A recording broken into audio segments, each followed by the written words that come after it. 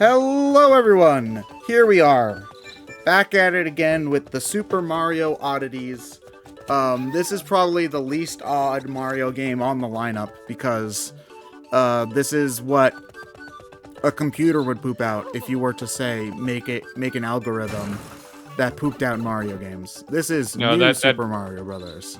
No, that'd be a new Mario 2 or Wii U. But Ryan, don't you understand? New Mario 2 has lots of coins in it, so that means it's different. Also, this new game that's also 15 years old. Anyway, obviously we're all here to watch Luigi gambling minigames, right? Dun, dun, dun, dun. Alright, yeah, we're definitely here to watch Blackjack with Luigi. Blackjack and Luigi. You know what? Forget the Blackjack. It's really funny because Linky was trying to get Blackjack working in 64 DS. And it's like, why don't you just start with 4 of a kind?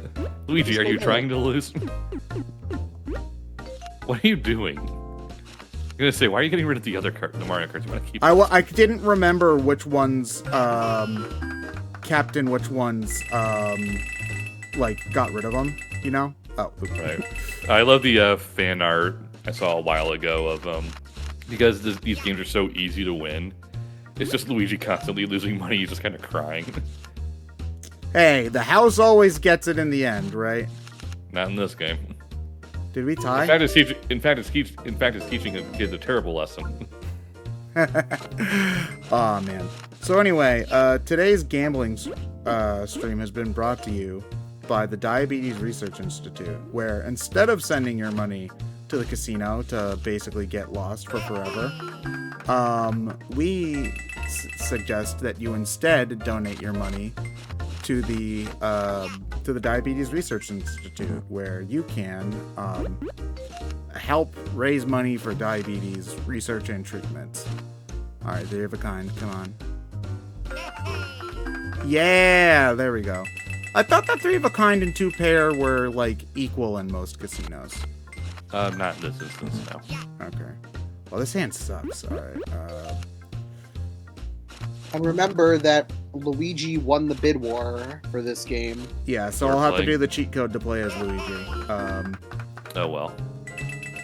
I mean, I could do that, but I could also keep gambling for the next 3 hours. I don't know. I don't think people would mind if you did that.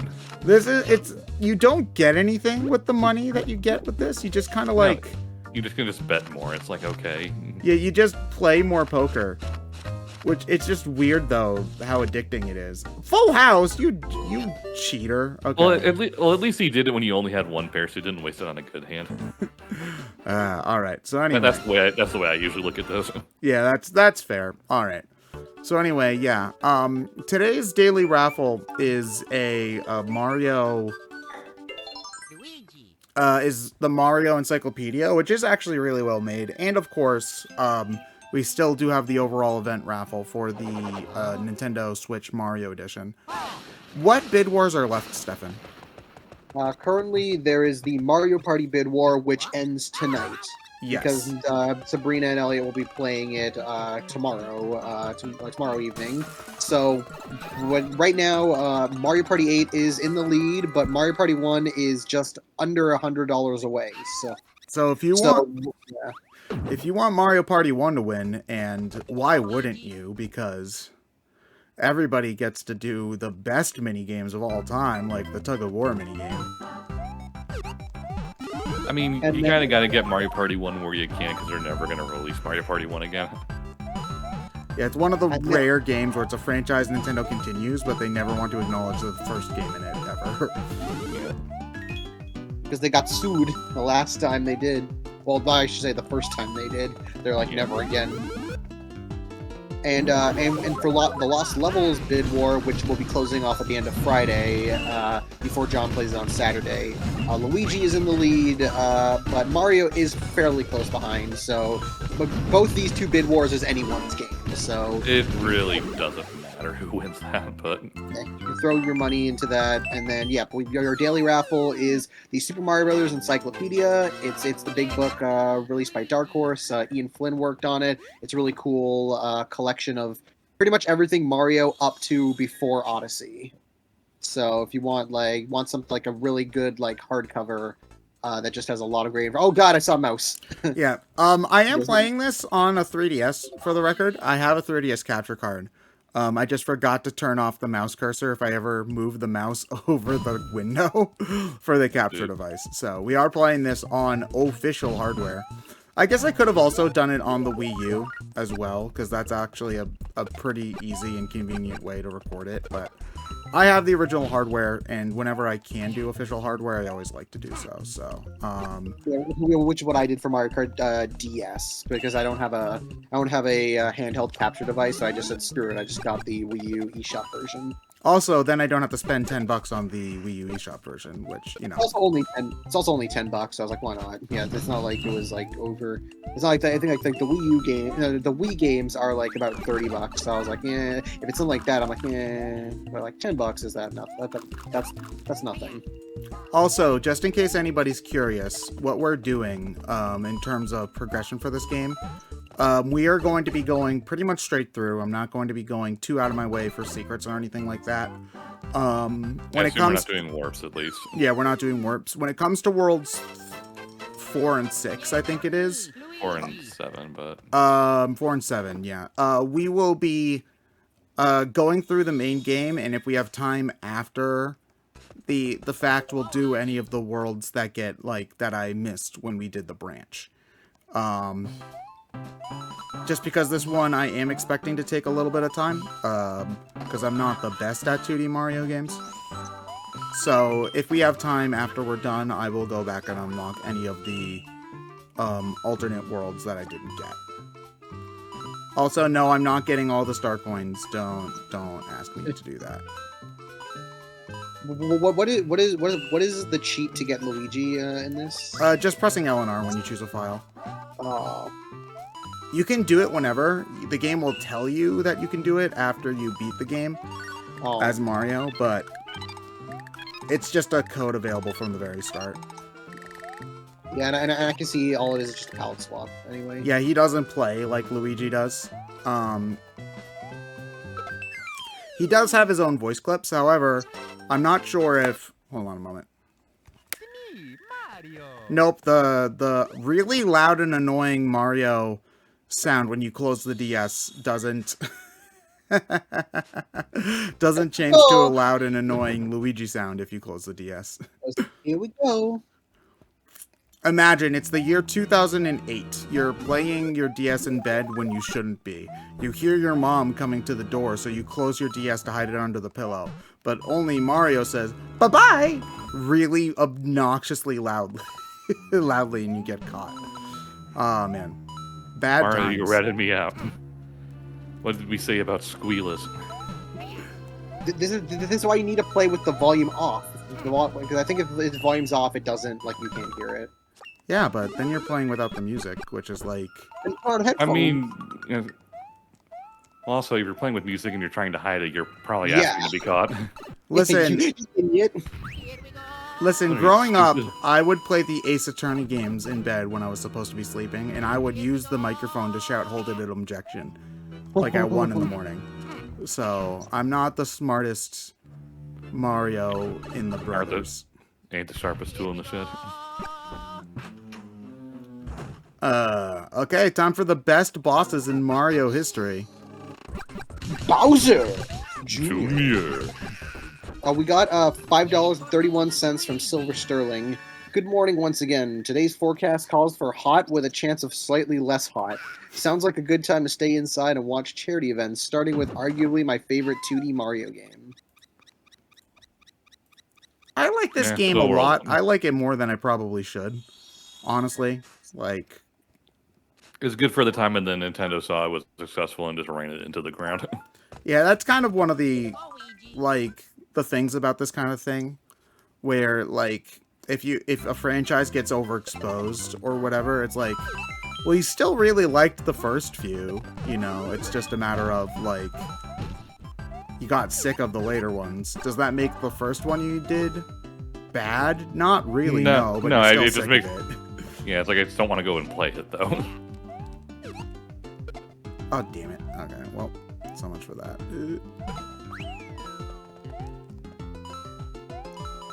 Also, I'm skipping the mini mushroom whenever I can because I hate that stupid thing. It's not a good power-up, no. And their big innovation for this game was the Mega and Mini Mushrooms, which add nothing to the level design whatsoever. Hey, the Mega Mushroom is all about fuck you to the level design. I guess. I mean, the thing is though, is that very few levels are actually designed in such a way that you can easily, like, plow through them with the Mega Mushroom. Like, a lot of the time, it can be a hindrance, or, a hindrance more than a help.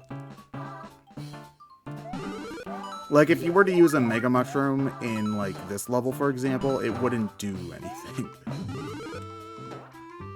No, you could plow through things, but... Well, there's nothing to plow through in this level, is what I'm getting at.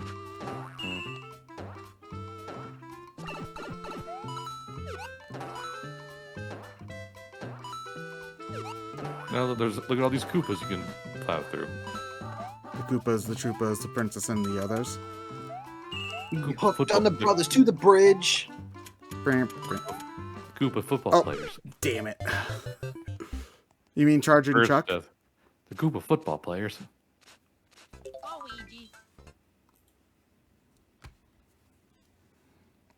Alright, hold on a moment. Maybe this will give us the best power-up in Mario history. The shell! The shell! I love the shell. The shell needs to be brought back with levels that actually take advantage of it. Yeah. Is Luigi not turtly enough for the Turtle Club now? Tattle. Wait, why do they not bounce when they walk on those, but I do? Because they have the power of dancing to bop bop.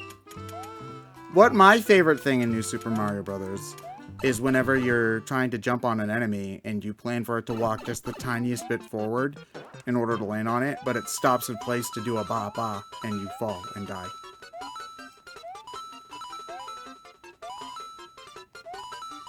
Is that not your favorite thing to do in a New Super Mario Brothers? No, my favorite thing is how they reuse basically the same models in 4 different games, just slightly more polished. Well, it's weird, because these are actually, like, 3D models. The Mario and Luigi models are actually 3D in here. I'm pretty sure, like, the New Super Mario Brothers games are, like, Donkey Kong Country-style sprites. I'm, like, 90% sure about that. Like, some things are 2D, some are 3D. But generally speaking, this look started the era of the bland Mario. Well, I mean, So this I was call the it- first 2D Mario game in No, like, this 10 years. this one's fine because it was the first one in, like, as you said, like 15-ish years. So this was fine. As the problem is, oh, this is successful. We can just keep doing it over and over and over again. It's like, no, we don't want the same level themes over and over again. You need to do something different now and again.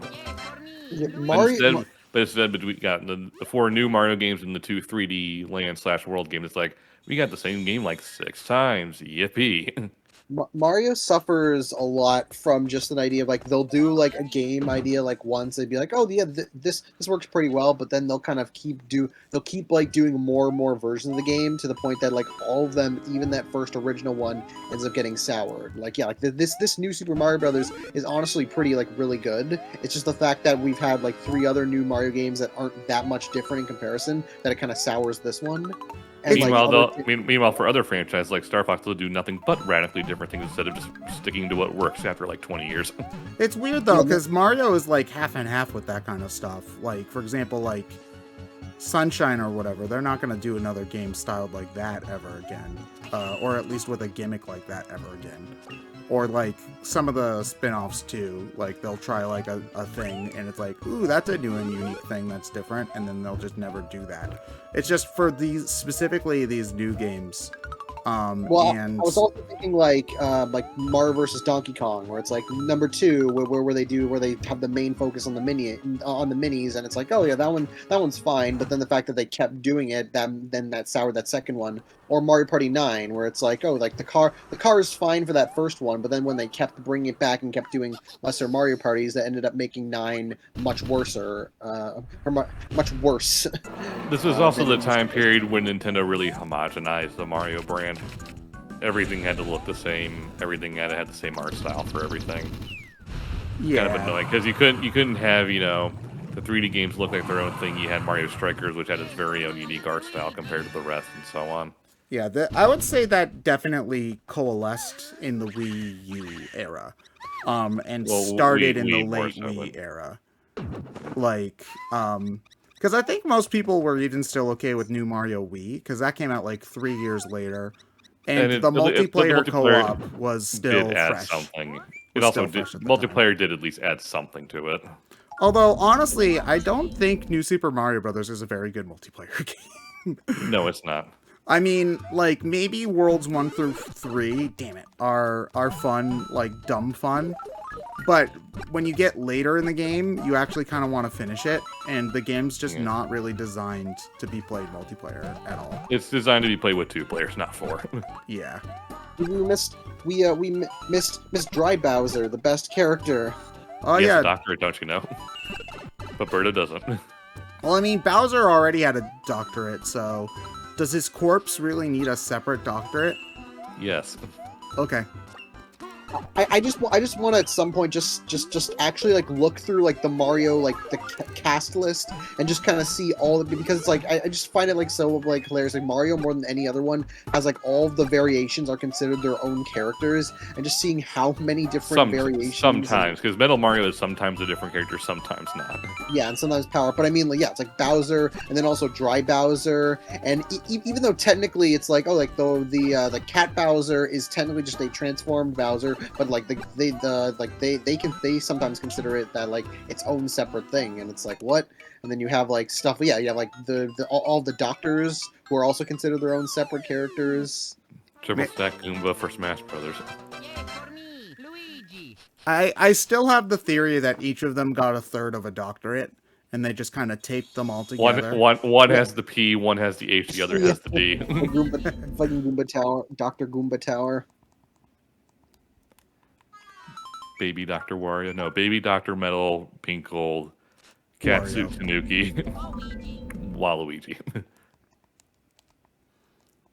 Tanuki Mario was the biggest waste in... oh wait, no, never mind. The Bee Queen was a character in Mario Kart 7. Never mind. Mario Kart 7 had Bee Queen, but not Waluigi. Well, yeah, because fuck him.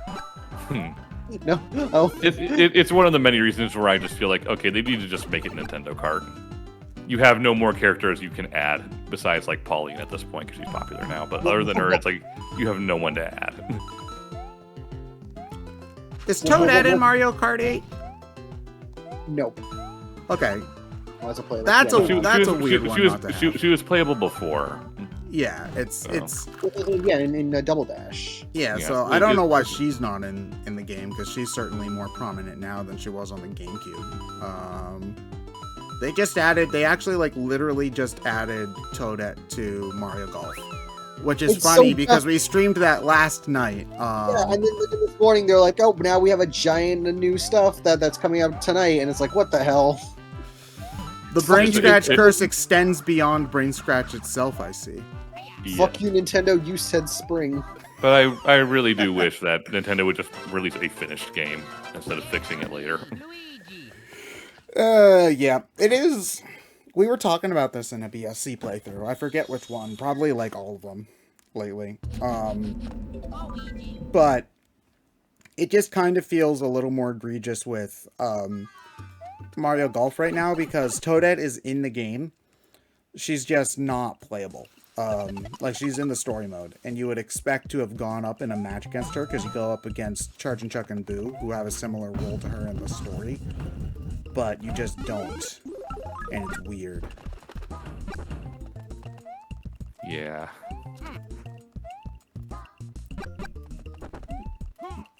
But it was going to be in 3D World Switch until being dropped for unknown reasons. It's because she has the Super Crown, doesn't it? Nintendo Nintendo's never going to reference that ever again. I mean, it's like... Yeah.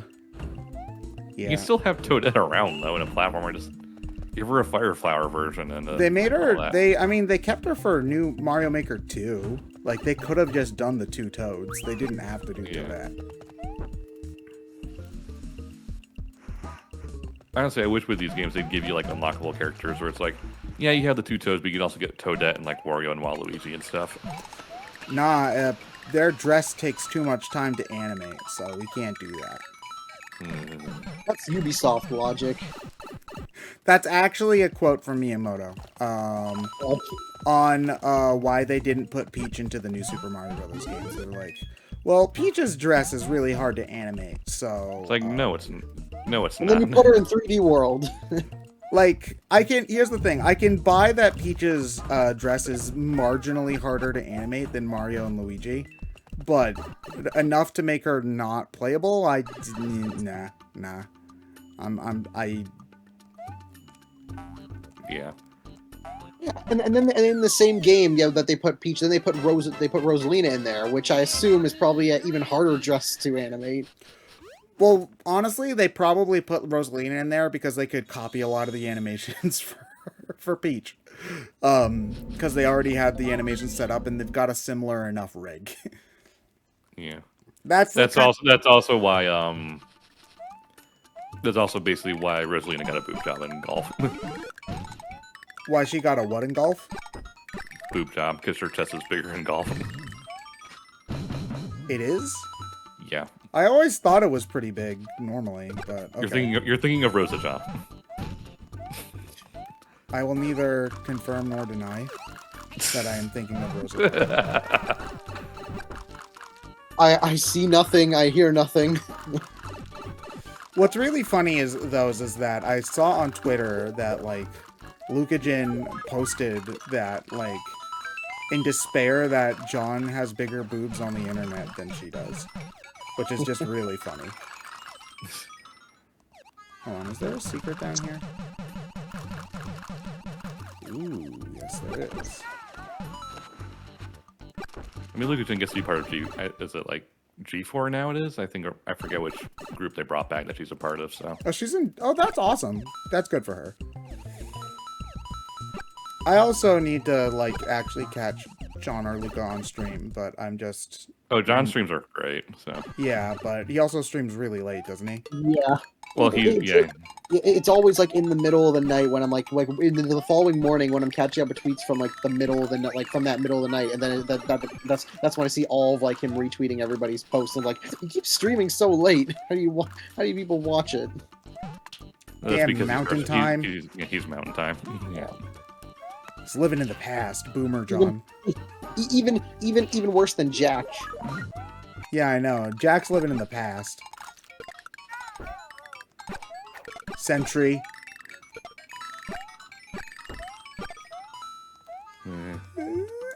Oh, I keep on trying to do the spin from the Wii games. It's not in this game. Yeah.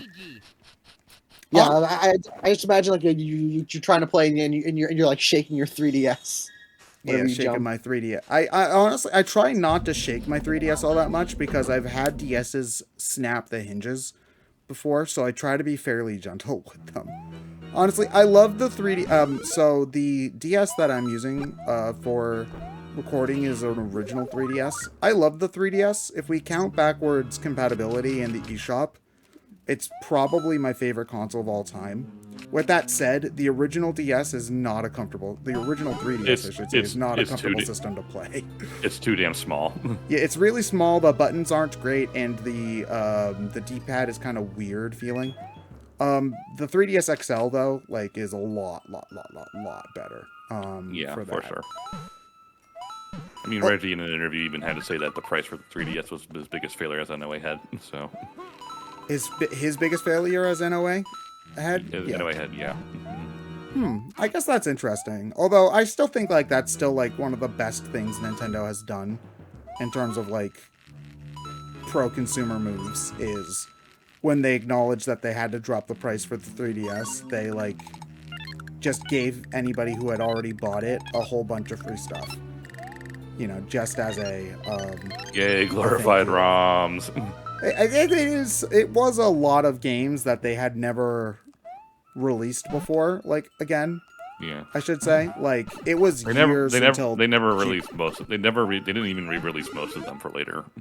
Yeah, I think, like, Kirby and the Amazing exclusive. Mirror got re-released, and they did all of the NES games, I think, eventually, but a lot of the GBA games still have never gotten re-released. Yeah, all those GBA games were never released on the 3DS shop. Yeah, but I think like some of them even weren't re-released on the Wii U where they had GBA games. Like, if I'm correct in my memory, like Fire Emblem Sacred Stones, I don't think is on the Wii U eShop. I could be wrong, but No, I I don't think believe I it think is. I think Sacred Stones is. You think Sacred Stones is? Okay.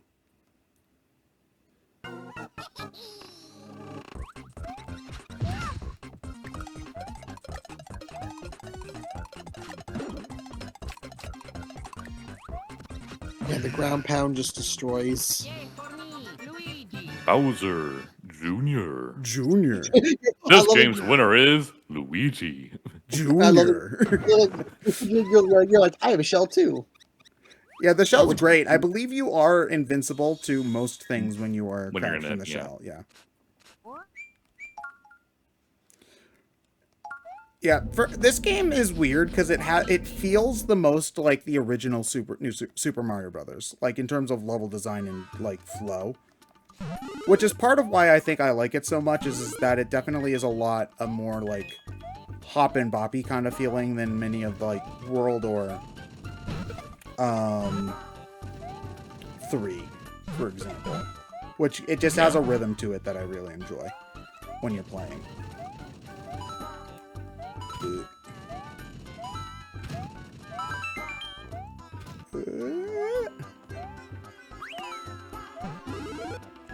We got $5 from Malictory. Thank Hi. you. Hi, I would have come up with a silly name to roleplay as, but I'm too brain fried after trying to find a peak of the snowy mountain in Genshin for 6 hours. My fellow adventurers, you know the one. Anywho, here's $5. Well, more funds for charity and less for mihos. I want to eat the big mushroom. I wonder how the mega mushroom tastes. Probably like a mushroom. Big. It tastes big. That should have hurt me, but okay, we take those. Yeah, okay, whatever, game. You do you. Hey, are you gonna jump to the right? Guy, you gonna... No, you're stuck in there, okay. Slide to the left. Slide to the left. Slide to the left. More Slide to the left. Keep on, left. Keep left. Everybody go move left. Clap, Left, clap, left, clap, left, clap, left, clap. left, left. All right. When was the last time you played this, Ryan? Just out of curiosity. Probably close to 14 years ago. Yeah, because I'm trying to... I did 100% this game, like... When it came out, yeah, for sure. But but like fairly recently, like 2 or 3 years ago, I think. the newish style game I went back to most recently was 3D Land, and that was potentially for recording, and then the recording fucked up. So I'm like, I don't want to play this again right now. 3D Land, I've never beaten the second half. I've done like the first half and seen the credits, but I got like a world or two into the second half and decided life's too short. That's another weird one where the game is too short if you're playing it normally, but it's padded as hell if you're trying to go for everything. Not even just go for everything, like just go for the true ending. Like it's padded to hell and back on.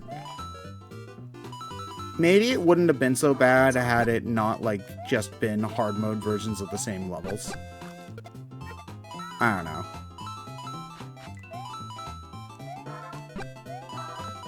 I think out of the new games, other than this one, the one I played the most is probably Wii, if I had to guess. Probably, yeah. Because I honestly never really played much of U. I know a lot of people will say that U is the best one. Disagree. Like, I mean, they're all so least- similar, you know? Yeah. Well, But- at least we all generally agree 2 is the worst one. I still have not played 2 to this day. Like, I just... It's such a boring game. But there's lots of coins, which is enough for Adds it to nothing. be a different game, apparently. The only good thing to come out of 2 is I'm not sure if it was Awkward Zombie or Brawl in the Family. But basically, by the end of the game, he's gathered so many coins he turns into Wario. Oh yeah, that was Brawl in the Family. Gotcha. Yeah. He goes to Peach and he basically looks the same as Wario. Like his mustache is all disheveled and he's like fat, and whatnot. It's great. Welcome to New Super Mario Brothers 2, where you get all the good, and then just Wario looks at the commercial and just cries. We'll get a new Wario Land someday. I hope. Advance Wars needs to do well. If Advance Wars does well, I imagine we'll start getting some revivals to come back. Yeah, well, I'm definitely Advance Wars, Wars, so yeah, you'll like Advance Wars. Oh yeah, I do like Advance Wars. I played some of Days of Ruin. I know that the tone is very different, but the gameplay is mostly the same. And I like turn-based strategy games a lot. It's just a matter of I just never got the chance to play the GameCube ones. The Game Boy games, you mean? Did I say GameCube? Yeah, sorry. Also, please do so that way they can let WayForward make a Wario Land game because they'd be perfect for it. Yep. I mean, that's basically what King Knight was like. It was very similar to Wario Land in a lot of ways. Yeah. Shovel Knight is a yacht club, but Oh, right. Sorry. God. I mean, generally same developers because yacht club was founded by ex-WayForward people. So yeah, but no. WayForward, I think, would also do really well at a Wario Land game. It's just really funny. So back when they had that, like, they were showing off Origami King, I think it was. And this was kind of before people kind of turned around more on Origami King. Because all that we knew at the time was that it wasn't like the old Paper Mario games. But they were going to show off Origami King, and they also said, plus a sneak peek at a brand new game from WayForward. And everybody was like, oh my god, are they doing Wario Land? And so then they had to tweet out like half an hour later, it's not a Nintendo property. It's like, well, they could still be working on something neat, and then it's fucking Bakugan. Yeah, it's like I'm sorry, Nintendo, you threw them under the bus for that. Yeah, you threw them under the bus so hard. I felt so bad because like they worked so hard on all their stuff, and it's just like you did super bad on that. They have to pay the bills somehow. Yeah. Well, I don't have the problem with them making licensed games. It's more Nintendo hyped it up as something big and important. It's like nobody who watches these things cares. Yeah, it's like it was the way that they phrased it. They said something to the effect of working on a franchise they've never worked on before. Was basically how they said it. So that could have meant anything, you know. Obviously it was a Nintendo sponsored stream, so the first thought is a Nintendo property. But it could have been like, you know, it could have been Capcom, Castlevania. It could have been any number of things, and then it ends up being some licensed anime toy thing that, generally speaking, people who follow these events does not play. Yeah, pretty much. So, yeah, I felt so bad. It's like, have a little bit more self-awareness, Nintendo, please. Yeah.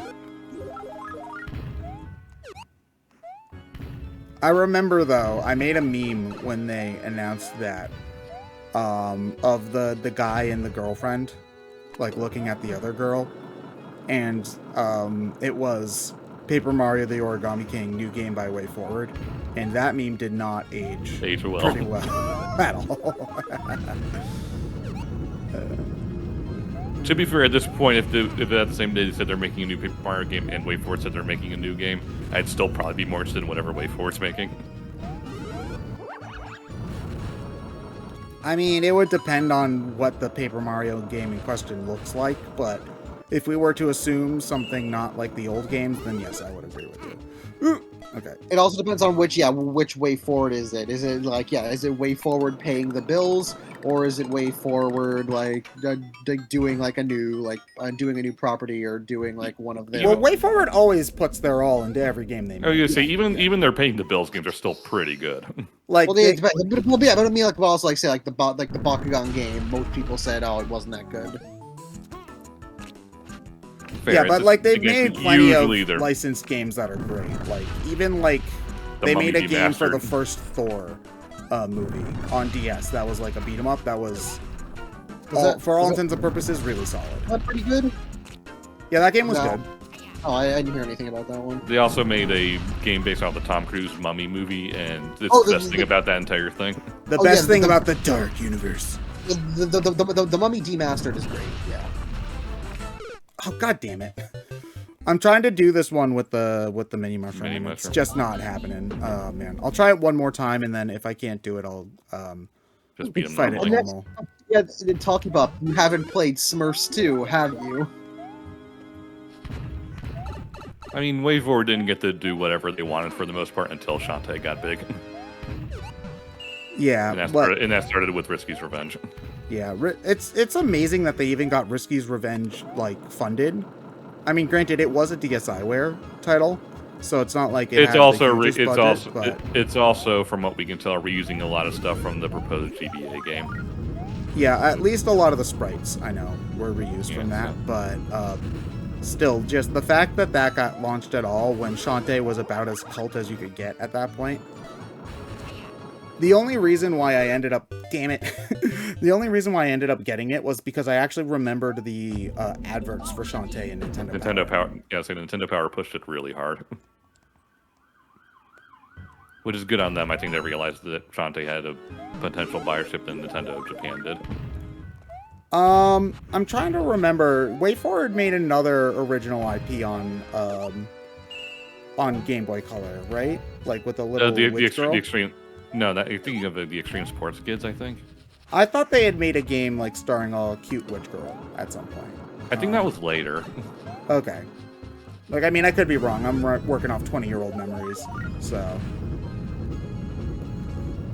How good is the Shantae 1 port on Switch, Ryan? It's a perfect conversion, really. Do they have the It has the GBA stuff, yes. It has the GBA stuff. That's good. It's just a toggle menu. All right. So you can play as the Tinkerbat and absolutely destroy the game. Yes.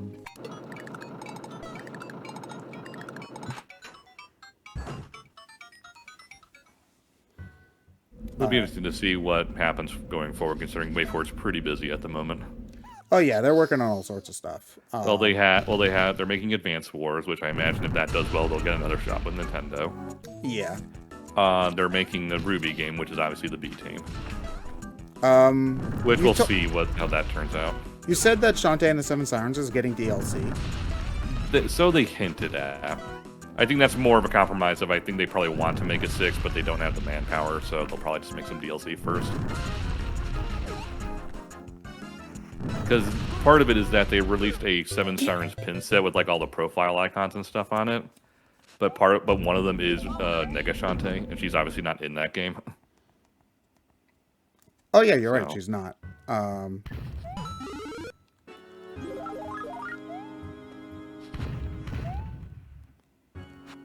So again, we'll see. I just want them to progress the story, damn it. So you're saying instead of finding out more about Shantae's mom and dad, you want a completely unrelated subplot. Am I hearing you correctly? You want to know? I want to find out what happened to the ghost guy from Pirate's Curse. But the Pirate King? No, not the Pirate King. Like the guy from the segment where you go like into the underworld. Oh, you mean her dad? Yeah, definitely not her dad. Exactly. Oh yeah, they are also making River City Girls too. Yeah, River City Girls was really good. I'm as long as they make the boss fights not so stupid hard, then 2 will be fantastic. I could never beat a Bobo. It's a game designed for 2 players. So it's a fantastic game. Just make the boss fights a little bit easier for 1 player. Or if you want to make them hard, make them scale for 1 player or 2 players. Yeah, I think a lot of beat 'em ups do that, where they'll scale. Well, it does for the base game. It just doesn't for bosses for some reason.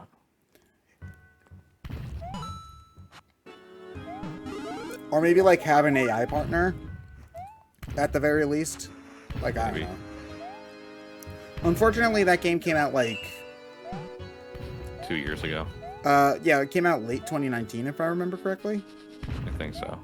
Yeah, so that was unfortunately kind of around the time when it was like right before pandemic stuff started happening, so I never got the chance to play it with people. I only ever got to play it solo, which is a huge shame because it does look like it would be a lot of fun multiplayer.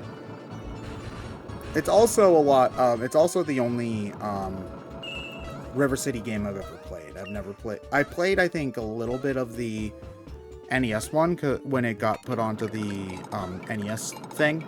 My only problem with the franchise is that its name reminds me of the Music Man. Oh yeah, because of It's the city is a city, yeah. Yeah, River City. Down here in River City. Oh god, we did that show in middle school, and I still have flashbacks because that production, when we were did not go super great. So as middle school plays are off to do. Yeah, but like not even in like the it's a middle school play and shit happens, you know? In this is not like in a middle school drama kind of way, like not drama club, like middle school. Ooh, you like this girl, but I like that girl kind of way. So you know, everyone's favorite part of middle school. You like them. You like them, don't you, Squidward? We got a $20 donation from C-Top. Try to remember some of the basics of CQC. Which all I could look up when I looked up CQC was Care Quality Commission. It's close quarters combats from Metal Gear, but you think of the elements of CQC, crab battle. All right, Snake. Try to remember the basics of Care Quality Commission. You need to stomp on the metal Pokey's head, and if you don't, you'll die.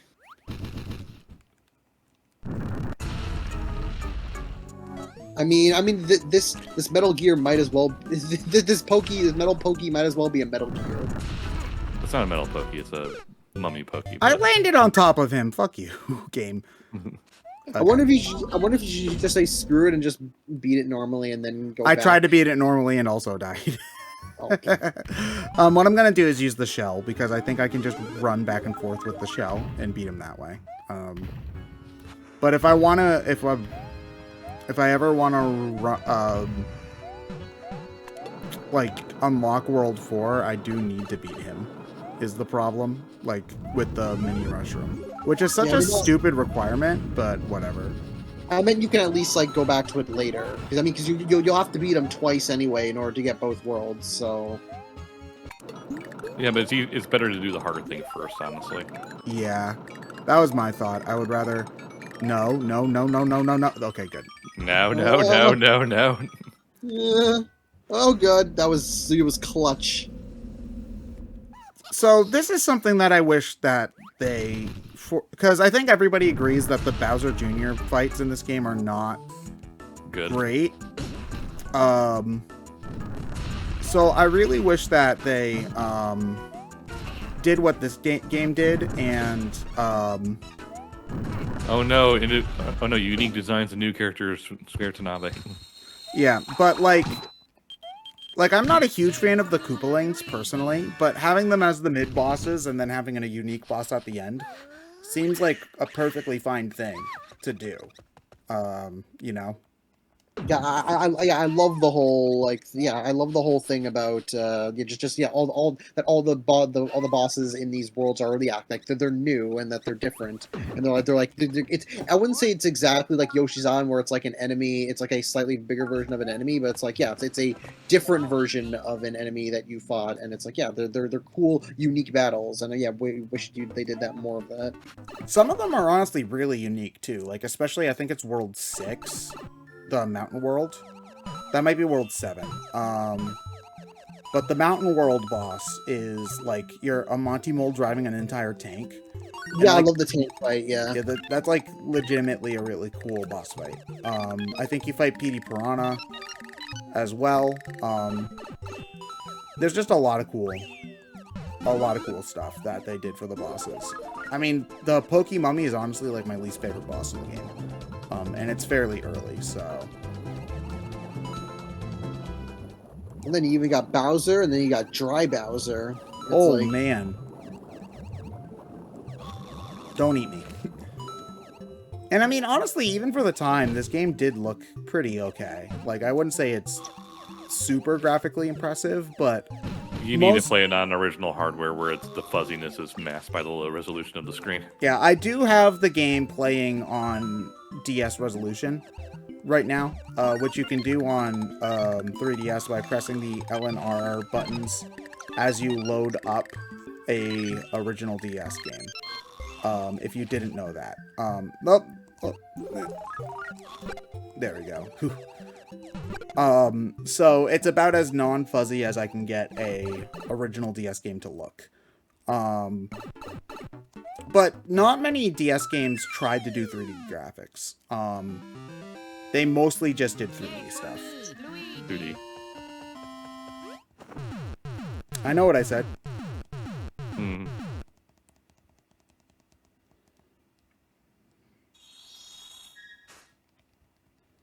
Oh, do we have a new donation? Let me. Yes. Ooh, man. We got $100 from a Toast Ghost. Nice. Here's a question. What was a game that made you go, "Why does this exist?" and you ended up playing it and thinking it wasn't too bad? So actually, the best example I can think of for that is Phoenix Wright Ace Attorney. Hold on a second. Sorry, I had crap in my throat. I got it as a gift from my... Oh, god damn it. You lost your mini mushroom. I lost my fire flower for a mini mushroom. Alright, my uncle got it for me as a Christmas present, and because I was doing the mock trial club at my middle school. And he was like, "Oh, this is a game about lawyers. He'll like it." And I was like, "This is a video game? Thanks, I guess." And the other game I had gotten that Christmas was Mario and Luigi Partners in Time. So I was initially way more interested in that. But I started Mario and Luigi Partners in Time and played maybe 5 or 6 hours of it before getting really, really bored. And so I was like, well, I got this other game, I might as well try it. And then it ended up being one of my favorite game series ever. So yeah, that's basically an example for me with my life. Early one during the GameCube days for me was the series called Bloody Roar. I've never heard of that. It's basically Tekken where you turn into animals as your special power. It's really stupid, but it's stupid fun because it's just nonsense. Oh, okay, that sounds interesting. There's a guy who turns into a penguin, and then his second unlock is a phoenix. That's stupid overpowered. Also, speaking of Ace Attorney, Great Ace Attorney is awesome, and you should play it. I'm on case 4 right now. Not 5. But it's really, really good so far. And if you like the Ace Attorney games, I would recommend picking it up. Have you outwitted Herlock Sholmes at every turn? Yeah, because Herlock Sholmes is a gigantic dumbass. Which is actually really funny because I am not a big fan of Sherlock Holmes as a character at all. He's like the original Gary Stu, in a lot of ways. And many of the modern adaptations especially make him really insufferable as well. So I'm really glad that they actually made him charming in this game. So that's because that asshole Sherlock Holmes is in the public domain and charismatic Sherlock Holmes isn't. So that's why you don't see that many of it. Was in the God, why am I blanking, the Sherlock Holmes movie on Netflix where Henry Cavill plays Sherlock Holmes and he's charming and very charismatic, and the estate got mad at them because they're like, "No, you can't do that." You can't have Sherlock Holmes be a good character. And Enola Holmes, that's right, yeah. Where the girl from Stranger Things plays the daughter. Did the estate get mad at that too? Well, no, it was the same movie. In the movie's called Enola Holmes, and Henry Cavill plays Sherlock Holmes in it. And the whole idea was that they got mad because they supposedly own the rights to personality Sherlock Holmes. So like yeah, which is why he's called Sherlock Holmes in Great Ace Attorney, because that's personality Sherlock Holmes. Yeah, Whereas but say Robert Well, Downey. Sherlock Holmes dates back to Arsene Lupin versus Sherlock Holmes. Well, then that was also the same thing in the Lupin thing, which is that again that personality wise, like which is why like. Well, no, the issue was just that it was so back. It was like the 30s when Arsene was being a thing. So they did the whole. Basically, Arsene Lupin versus Sherlock Holmes was not by permission. So they just changed the name around to Sherlock Holmes. Yeah. it's weird though, because the Japanese version is just Sherlock Holmes. Like, so apparently, like, yeah, because it has public to do with domain law must be different over there, I suppose. Yeah, like for example, like the modern, like the Robert Downey Jr. Sherlock Holmes or Benedict Cumberbatch Sherlock. Yeah, since those are both like the asshole kind of like always like being able to deduct everything Sherlock. It's like that's considered public domain. So like they can do whatever they want with that. But yeah, the moment you give them a personality, then it's like oh no, you gotta God, you're gonna destroy Bowser Jr. This game's winner POV, is Bowser Jr. getting stomped on by Giant Luigi. This game's winner is Giant Luigi. Junior. Metal. I can't think of a game that was like, "Oh, why does this exist?" Then I played it, and I was like, "Oh, that was pretty good." Like I'm trying to think of like something that I straight up said that, "Oh, like that." I'm like, "Oh man, that isn't gonna be good." Like there are games that have surprised me that I'm like, "Oh, I'm not interested." Then I end up loving it, but I can't think of anything that I'm like, "Oh, this is probably bad," and then turned out to be good. Yeah, because like I remember I first heard about Phoenix Wright in Nintendo Power, where they were talking about games that are in Japan, and they were like, this is a game where you play as a lawyer, and I remember being like, wow, that sounds really stupid, because it was like 2004 or whatever, because maybe it was 2003, because the Ace Attorney games came out on Game Boy Advance in Japan before they came out on DS. The DS ports are upgraded ports. And so I remember when I heard about the, like, upgraded, not the upgraded versions, but you know what I mean. It's like, I didn't actually play it until we got it on DS, but they did, like, talk about it in Nintendo Power before that, and I was like, wow, that sounds really dumb. I guess Trauma Center also kind of fits that bill as well. Because that was also, it's like, you're a doctor, and I'm like, what? But I ended up playing that, and it's also one of my favorite games, and Atlas will never make another one. So I guess, Ryan, we can, what if, Ryan, I got an idea, what if they made a Snowboard Kids games where you snowboard while operating on people? Do you think that would be a good compromise?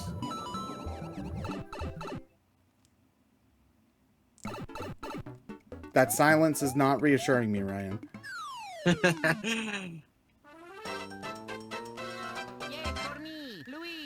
Atlas is just the Persona, guys. Buy SMT5. Yeah, you know, that small indie company Atlas, you know. Oh, jeez. But yeah, no, I miss Trauma Center so much. They really can't make another one, because the technology just isn't really there anymore. Like, without the Wii, so here's the thing about the Switch. Like, the Switch gyro can emulate the pointer that the Wii had, but it desyncs all the time, is the problem. And the controls in Trauma Center are so precise, and they need to be so precise in order to have the game feel right, that I don't think that, like, it would be fun to play a Trauma Center where you need to resync the controller all the time. Sorry about that. Doorbell rang. The dogs went nuts. Oh, okay, that's fine. Ryan, so we were saying, if Atlas made a game where you snowboard while also operating on people at the same time, that seems like a good compromise, right? Sure, why not? Sure. Okay. Glad we all agree on this together. Go for it. He's just like, sure, I'm tired. Go away. Leave me alone. Just bring shit back that I want. It's one of those. It's like I feel happy for people. It's like no, I like Advance Wars, but it's also like, okay, I'm glad for people for getting their stuff back. But it's also like, can I get the things I want back? Because like everyone's getting their thing, but me. Well, things Yeah. I'm never gonna get what I want, so I'm just like, whatever. Oh, well, what do you want? More Viva Pinata, rare, please. But I'm like, nah, that's never gonna happen. That They won't shit's even they won't even bring back the successful franchise that people liked back. So It's weird though, because like, have you heard of Bug Snacks, Stefan? Yeah, no, I want to play Bug Snacks. I want to wait till I want to wait till I get a PS5 before I play Bug Snacks. Oh yeah, you were talking about this the other day. Yeah, because the creators like they took influence on it and everything. I see, like, oh, that actually looks like pretty fun. I want to try it. But like, I know Catherine even said that, oh, it runs like shit on PS4. So I'm like, yeah, I'll wait. I'm surprised that it does, because it doesn't look that intensive. I guess yeah, there's when a lot you're of stuff when going you're on. when you're designed around a certain hardware spec, scaling back can just cause problems. Yeah, like I played Miles Morales on PS4, and like the first time I played it, it like broke like crazy. Like it was literally unplayable until I uninstalled and reinstalled the game. Wow, really? Even though PS5, PS4 Spider-Man works fine from what I hear? Well, that was because PS4 Spider-Man was made for PS4, but Miles Morales was made for PS5 and then ported to PS4.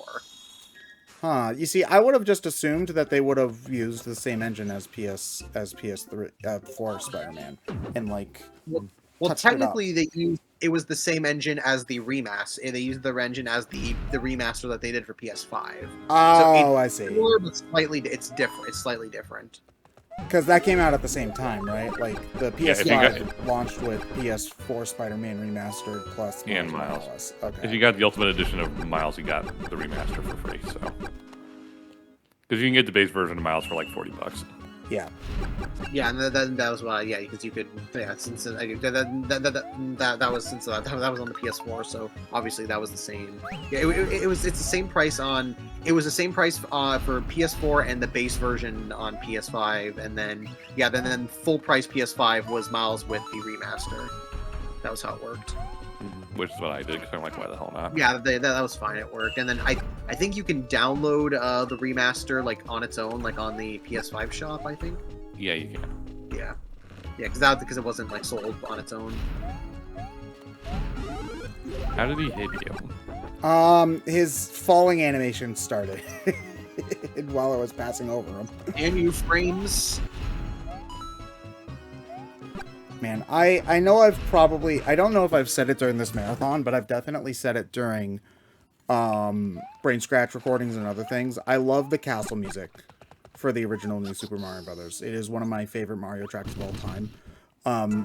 Which really annoys me about New Super Mario Brothers Wii, because they keep all the music the same except for the castle music and one other track. So I'm really salty about that. It's like, you took out only the best song in the game.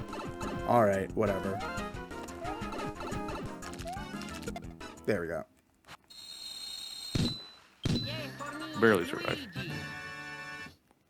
Oh, they did add a new lava level music for new Wii. That track's okay.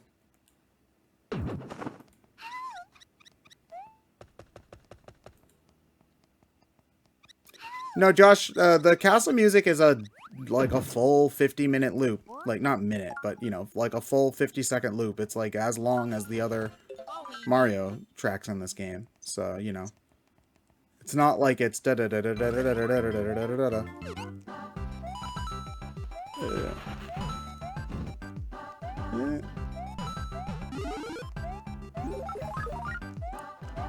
It's snowing. Ow, I hate it.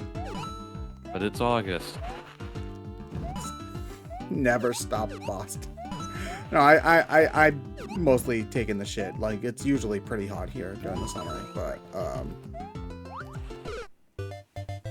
oh no, snow, my one weakness. I am meditating what I was. Yeah, like, can the Wicked Witch not go out during a snowstorm? Can she not brush her teeth?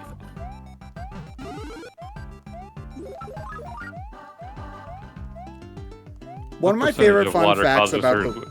Oh, sorry, you go first. I was gonna say, what percentage of water causes her to melt? Because she'd have like a really alcoholic beverage that's like 30% alcohol or something. My favorite fun fact about the Wicked Witch is that she was a kindergarten teacher before before she started acting. Yeah. Which is just hard to imagine because, like, you have to be careful about how young of a child you show Wizard of Oz because the Wicked Witch actually does, like, really scare certain kids. Like... Also, she reprised her role like 30 years later for like a TV special. Oh, wow, really? I did not know that. Yeah.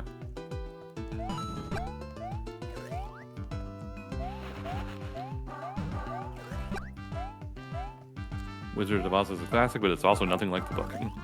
Yeah. Fine, which is Have you ever heard of a book adaptation? You know, it's like a lot of book adaptations are nothing like the... In which case, why bother getting the name? So that you can, I don't know, market it, I guess. It's But also... anyone who we can market it to knows the book and wants the book. Well, not with Wizard of Oz. Wizard of Oz has definitely eclipsed the book for the movie. Yeah. Oh, God. Oh, man. I think my favorite one of those is still I Am Legend, where the movie is just terrible compared to the book. Is that the one where the zombies are actually vampires? Well, the zombie vampires, but the book is completely different. So, the twist of the book is effectively, you know, it's the Will Smith movie and all that, right? Yeah, I know that. I've never Okay, seen so it, the movie is basically, Will Smith sacrifices himself to get the cure, and they go to Boston and say, you know, we have the cure, we can do the thing about the zombie vampire people. The book's twist is that Will Smith's character is the legend that the vampire zombie people are talking about. Because he's some guy who just shows up, that's traps everywhere, kills them all, and they don't really understand why. So the legend is actually from their perspective. And also that's that was the director's cut ending because like Yeah. they changed the ending because people didn't like. Well, the studio thought it would focus studio thought- just well, badly. It's like because Yeah. general audiences are fucking Or stupid. dumb, yes. So how do they end the movie in the... They go to Boston with the cure and the world is saved. That's it. So they don't save the world in the book? No, because there is no cure. Remember, he's just some guy in the wasteland where the zombie vampires are, and he's trying to find a cure. But the thing is, they don't understand that. To them, he's just some crazy guy who's different from them, who's laying traps everywhere and like killing all their friends and stuff. So then what does the cure do then? Oh, they don't find one. Okay. Yeah. In the book, they don't find one. In the movie, it's just generic sci-fi. We found a cure for the thing, so let's save the world. At least they did like they since that was the original ending. There is like the original ending is still like they're like on like the DVD and whatever. So Yeah. that book ending still technically exists in the movie. It's just that wasn't the original. Yeah. It's hard. I think when people are reading a book, in general, they're more open to depressing or ambiguous endings. Like, that's just something I've found, is that when people are reading the book version, My people are favorite thing more about okay that with is dark endings. my favorite one of those is we obviously all know Inception, right? The Christopher Nolan movie. I know that it's a dream and a waking in a dream, but Yeah, yes. basically. So basically it has a super ambiguous, you don't know how it really ends ending. So I was at the theater with my dad seeing it. So we get to the end, and long story short, there's this thing that's supposed to tell you whether they're dreaming or not. And one of the main characters' things that does that is this top that won't stop spinning if they're in a dream. So at the end of the movie, they spin the top, and then it just cuts to black before you see if it wobbles or not. And at the end of the movie, when it did that, and it said, director Christopher Nolan, one person in the audience just yelled a giant, "Fuck you!" See, the example I always think of when it comes to like books versus like ambiguous endings in the movies is like No Country for Old Men, which like does the same. Because like the ending in the movie kind of like it like sets up there's gonna be like a big shootout, and then the movie just ends with kind of like the shootout like happening off screen, and it's just like it's like one of the characters like talking about what happens, and like that happens in the book, but it's like that they just basically do it like straight up in the movie. And I think like over time people have like be like, oh yeah, that works, like the way the movie does it does work, but it's like at the time people were like fuck you and just like mad about how such a bait and switch it was. I mean, books and movies are just different mediums. What works in a book doesn't really work in a movie, you know? Best one is still the Monty Python cop-out.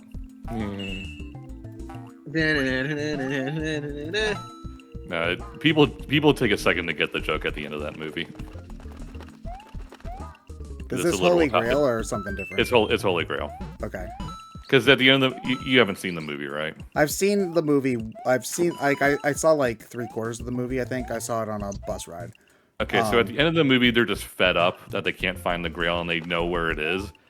So at the end of the movie, Arthur just kind of whistles and suddenly this massive army appears. Oh no, I did see that part. Yeah. Yeah, so he's calling his army, and then just all of a sudden, the police that had been slowly following them around because one night killed the reporter, they just come up and start arresting everyone. So it's a literal cop out. Yeah, I love it. Okay, no, I do remember that. So people think it's funny just because they get arrested. It's like, no, the joke is that it's a literal cop out ending. And then someone mentioned like the Sopranos ending. Fade to black. Which that is something that now would like people like over time have started to appreciate more and more, but like obviously like at the time people are like, no, we don't want that. Well, the thing is, it wasn't really a fade; it was a cut. So people thought that like it was still going. It was broken, you know. Even though, like in hindsight, like now when you look back on it and the cut, and it's like, oh yeah, the cut like actually does make sense. Like in terms, I mean, it's literally. I think don't stop believing. It goes, don't stop, and then cuts. It's like, yeah. I think the advent of streaming services with higher quality shows are going to help people get over the shitty general audiences have to basically anything even remotely experimental. So. I think it's kind of because that movies, I want to say, are the lowest common denominator, but not in a way that makes me sound like an elitist asshole. Yeah, no. People are fucking stupid and they'll see basically anything you put in front of them for a theater. Like, I think it's just that a lot of the times people go to a movie expecting to turn their brain off and are more willing to think a little bit more when it comes to something like a TV show. Not a TV show. A book. Sorry. I think people are even more willing to turn their brain off for a book. For a TV. God. I can't talk. I'm sorry. Why didn't the Hammer Brothers show up? Whatever. I'm not going to complain. Steven, do we have any new donations? Let me see. Nope, not at the moment. We are so close to the final 15K we need donation to get total, guys. We need to get Johnny Sunshine too. Yeah, Johnny Sunshine 2, Sun Harder. We have 3 days to reach to get less than 3K. Yeah, I mean that should be easier to make. That should be easier to make than potato salad. Yeah, but I hate potato salad. It took us 3 days to make the potato salad. 3 days. 3 days. Why spend 3 days making objectively like the worst party dish that you can possibly make? Mm-hmm. Like, think about it. You bring a potato salad to a party, they're like, "Oh, thanks," and then they put the potato salad like next to the chips and to the cheese. Okay, Ted, what's worse, potato salad or a Jello mold? Jello mold, so like not just like a normal Jello, but like they made the mix, they put it in a mold, froze it, and made like the Jello that way. Like, honestly, is it orange or green? I mean, it doesn't matter. It's all Jello. I know, but like the color is very important. Right? You don't understand. I would say in general the Jello mold is definitely better than the potato salad. Even if it would have just been better if both people just brought an extra bag of chips to the party instead.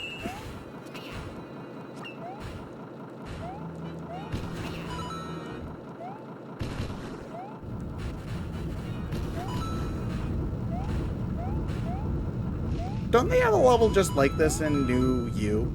I think so. I mean, granted, that's a problem that all the new games have, is that... There's only so much you can do with 2D Mario. Well, what I more mean by that is, like, there's a lot of 2D Mario things where, like, they'll make one level with like a specific enemy in it, and then they'll never bring that enemy back for the rest of the game. What hit me? What hit? Oh, there's spikes up there? How the hell am I supposed to know that? Stupid game. Why are there spikes up there? I don't, just to dig with me, apparently. Oh, man.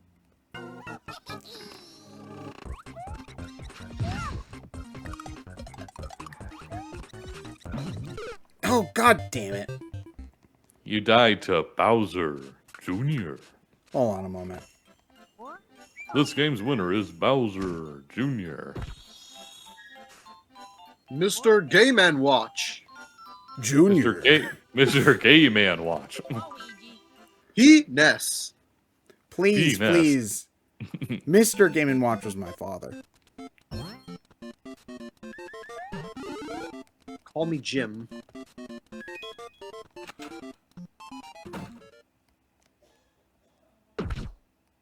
No, you can't do Bowser because Bowser is not playable in Mario Party 7. It has to be like Wario Try Bounce Yoshi or something. And that's why he never appeared again.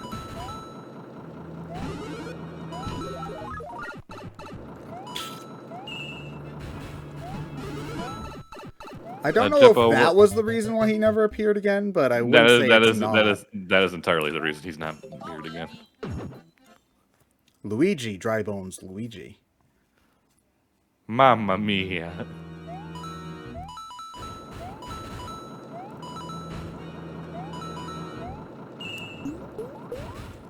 I wonder how Koopa Kid's doing these days. So I mean, he should if the remix for Mario Party's if Mario Party Superstars is being faithful, he'll be back. So yeah, because they're in some mini games. Like there's the. Well, they're in some mini games. He's the Manti Star guy in the Party 2 boards. They might just bring back Bowser Jr. for that, but like I know that there are several mini games where like there are like targets you can shoot, and the Koopa Kid. The item game with the item games with the balloons and if you miss, he just humps in the background. Finish. Mario Party 2 has a lot of humping in it. I noticed. Yeah, every time Toad. No, that was 3 in the item game. Yeah, but Toad also humps whenever you move the star in Mario Party 2, for some reason.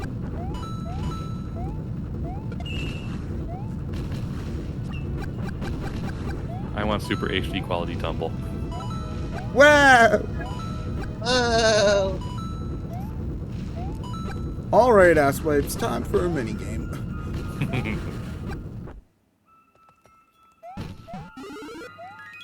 Okay, there we go. Now we can't jump too high, though, because this is a Mario game. We gotta be safe. Oh, sorry for bumping the mic there. You're fine. So I was, somebody in the chat brought this up. I was originally disappointed that they were only doing 5 boards as well.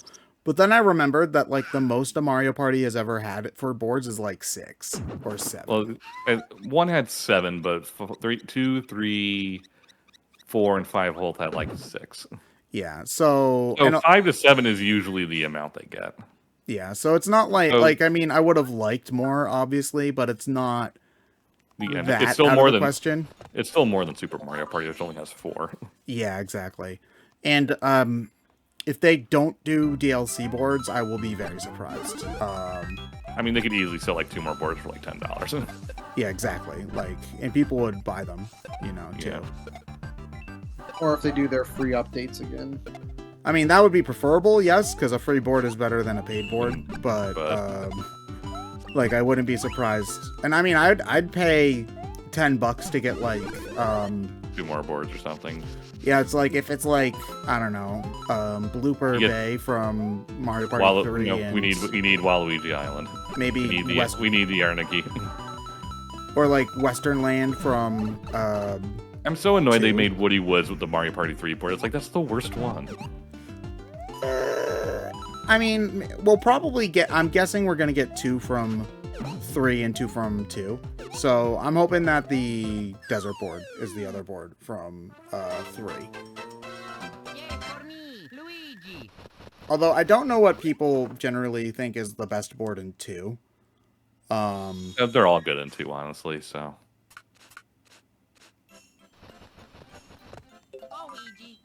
But I want Waluigi Island because I need the anarchy. If you're Running planning around. for anarchy, is it even really anarchy at all? Yes, because I'm not planning what happens. I'm just planning on doing something stupid. That's a big think moment right there. Yes. I think you can fuck yourself over in this level. If you kill the... whatever these guys are called. Because I do think you need them to break some of these. Can you come up here, please?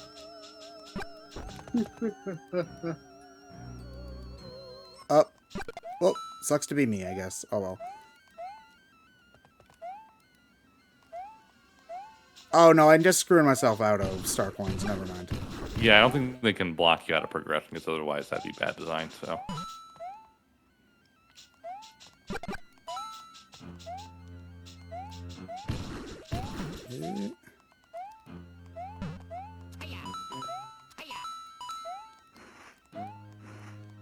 It looks like there should be a secret there. Why is it like that?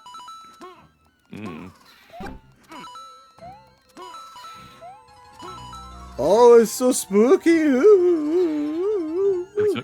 It's a ghost. Ooh.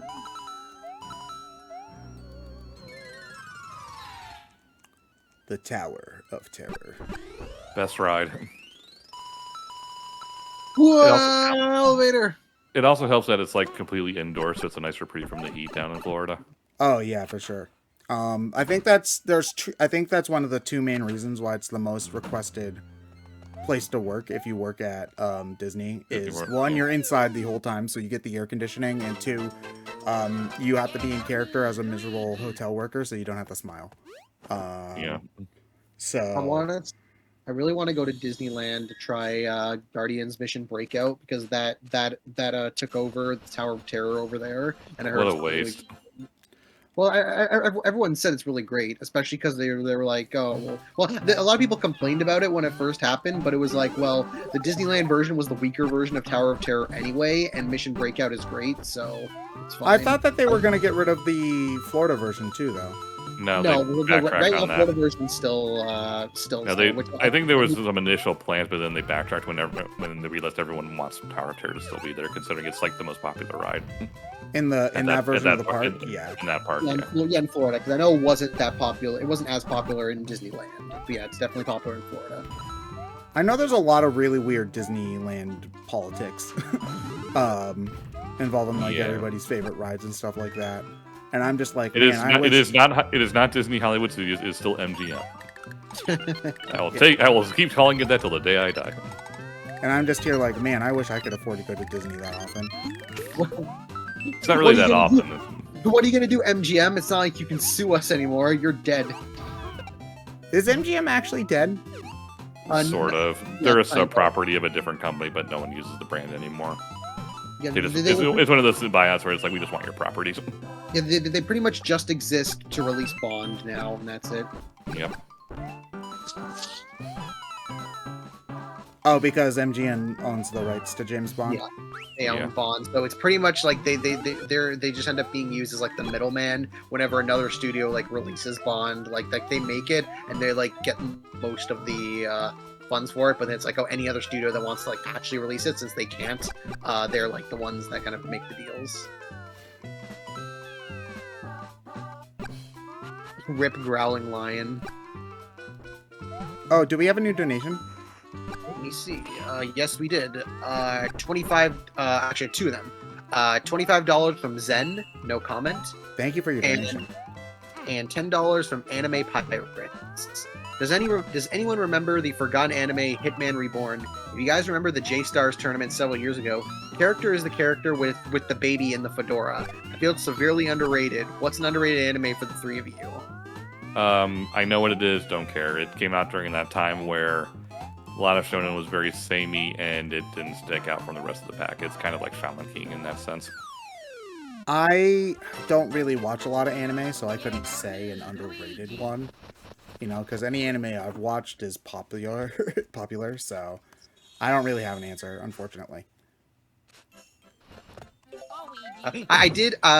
Because I went back to like check out like the J Stars and the Dengeki Bunko videos. I rented them from my library, so I've been playing those two on like random off times, just because I'm like, oh, I actually know a lot of these characters. Like I didn't like back when those came out, like I wasn't like fully into anime, but like now I'm like I know most of these characters, and just so weird seeing like especially the Dengeki Bunko one. Well, because it's 90% slice. The Genki Bungo is like 90% slice of life characters.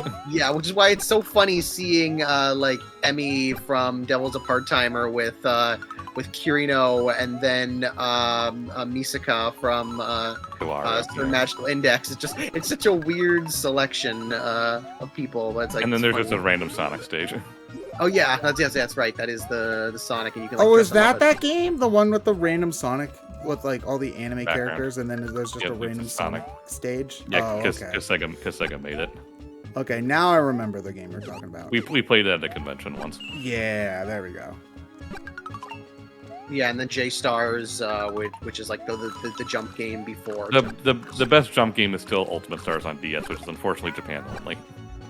I mean, thankfully, you can. The DS is region free.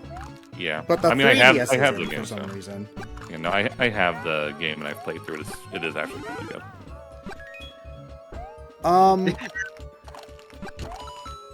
Sorry, I spaced out completely. I forget the point I was trying to make. If you want to know how long ago the DS J Stars game was, the new character for the Straw Hats at the time was Frankie. Oh.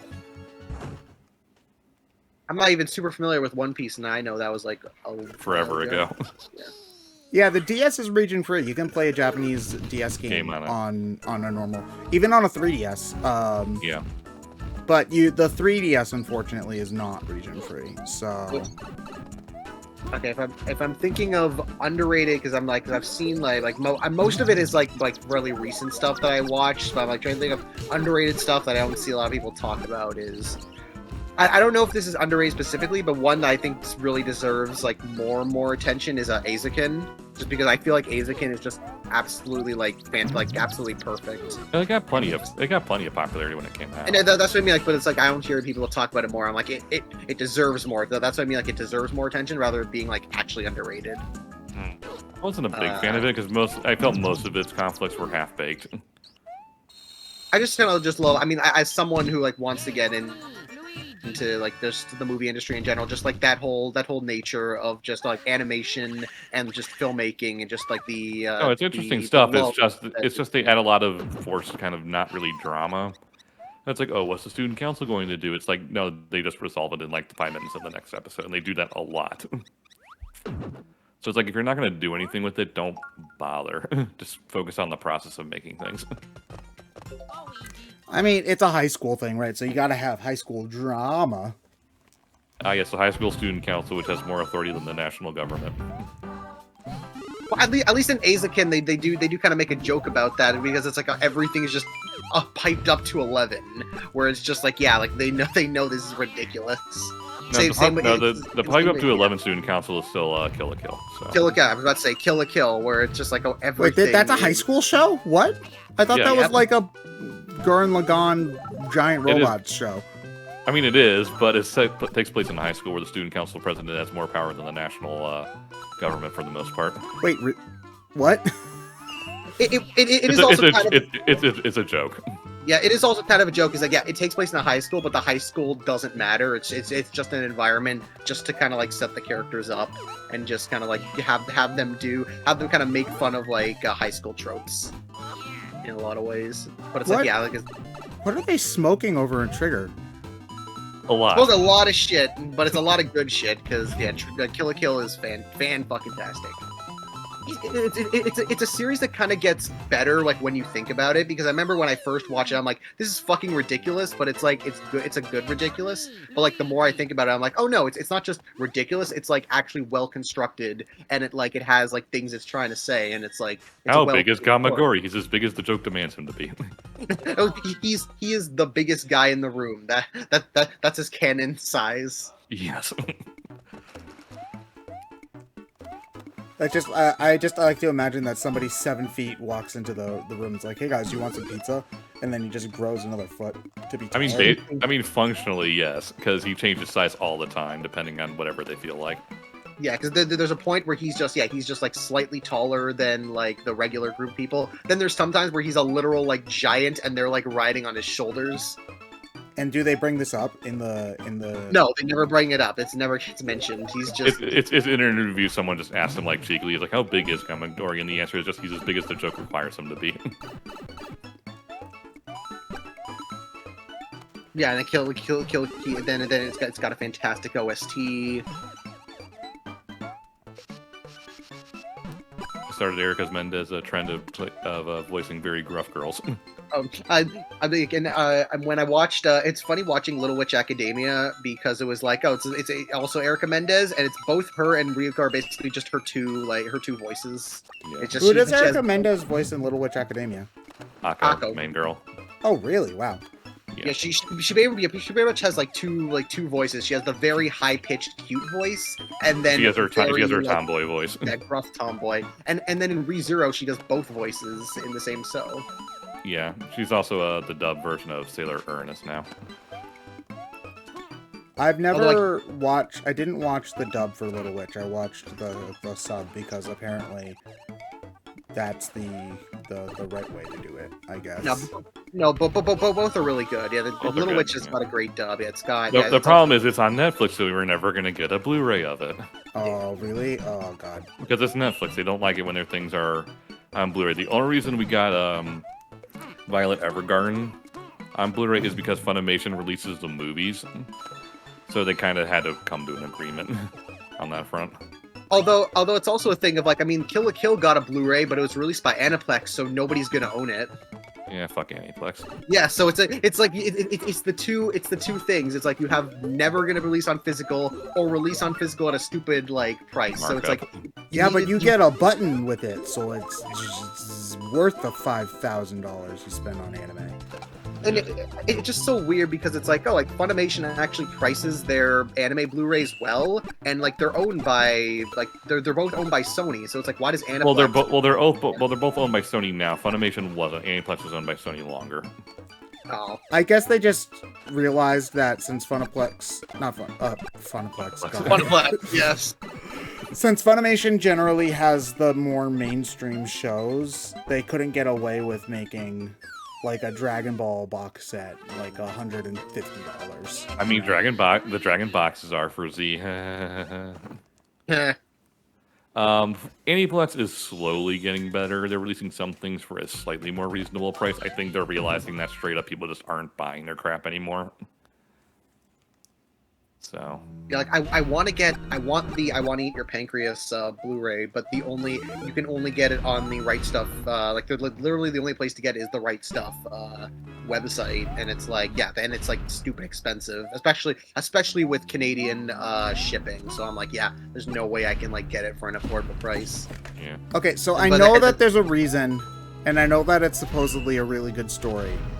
I can't take a show called I Wanna Eat Your Pancreas seriously. I'm sorry. Well, it's a movie, but yes. Yeah, it's a movie. And thankfully, and then you have like G Kids, who like G Kids is like the best. I mean, they just do movies, but they're like probably the best when it comes to releasing anime. G Kids and Funimation basically are about the same level of quality for movie releases. It's just a matter of who got the rights to it. Yeah, it's like G Kid. Well, and Funimation pretty much is mainly just now. It's just the and like the TV properties, and then like now G Kids pretty much handles all the movies. Yeah, the movie specific stuff. Yeah. Because they have both Promare and Weathering with You, and they've got all the Ghiblis and like just pretty much everything. They have most of the Ghiblis, not all of them.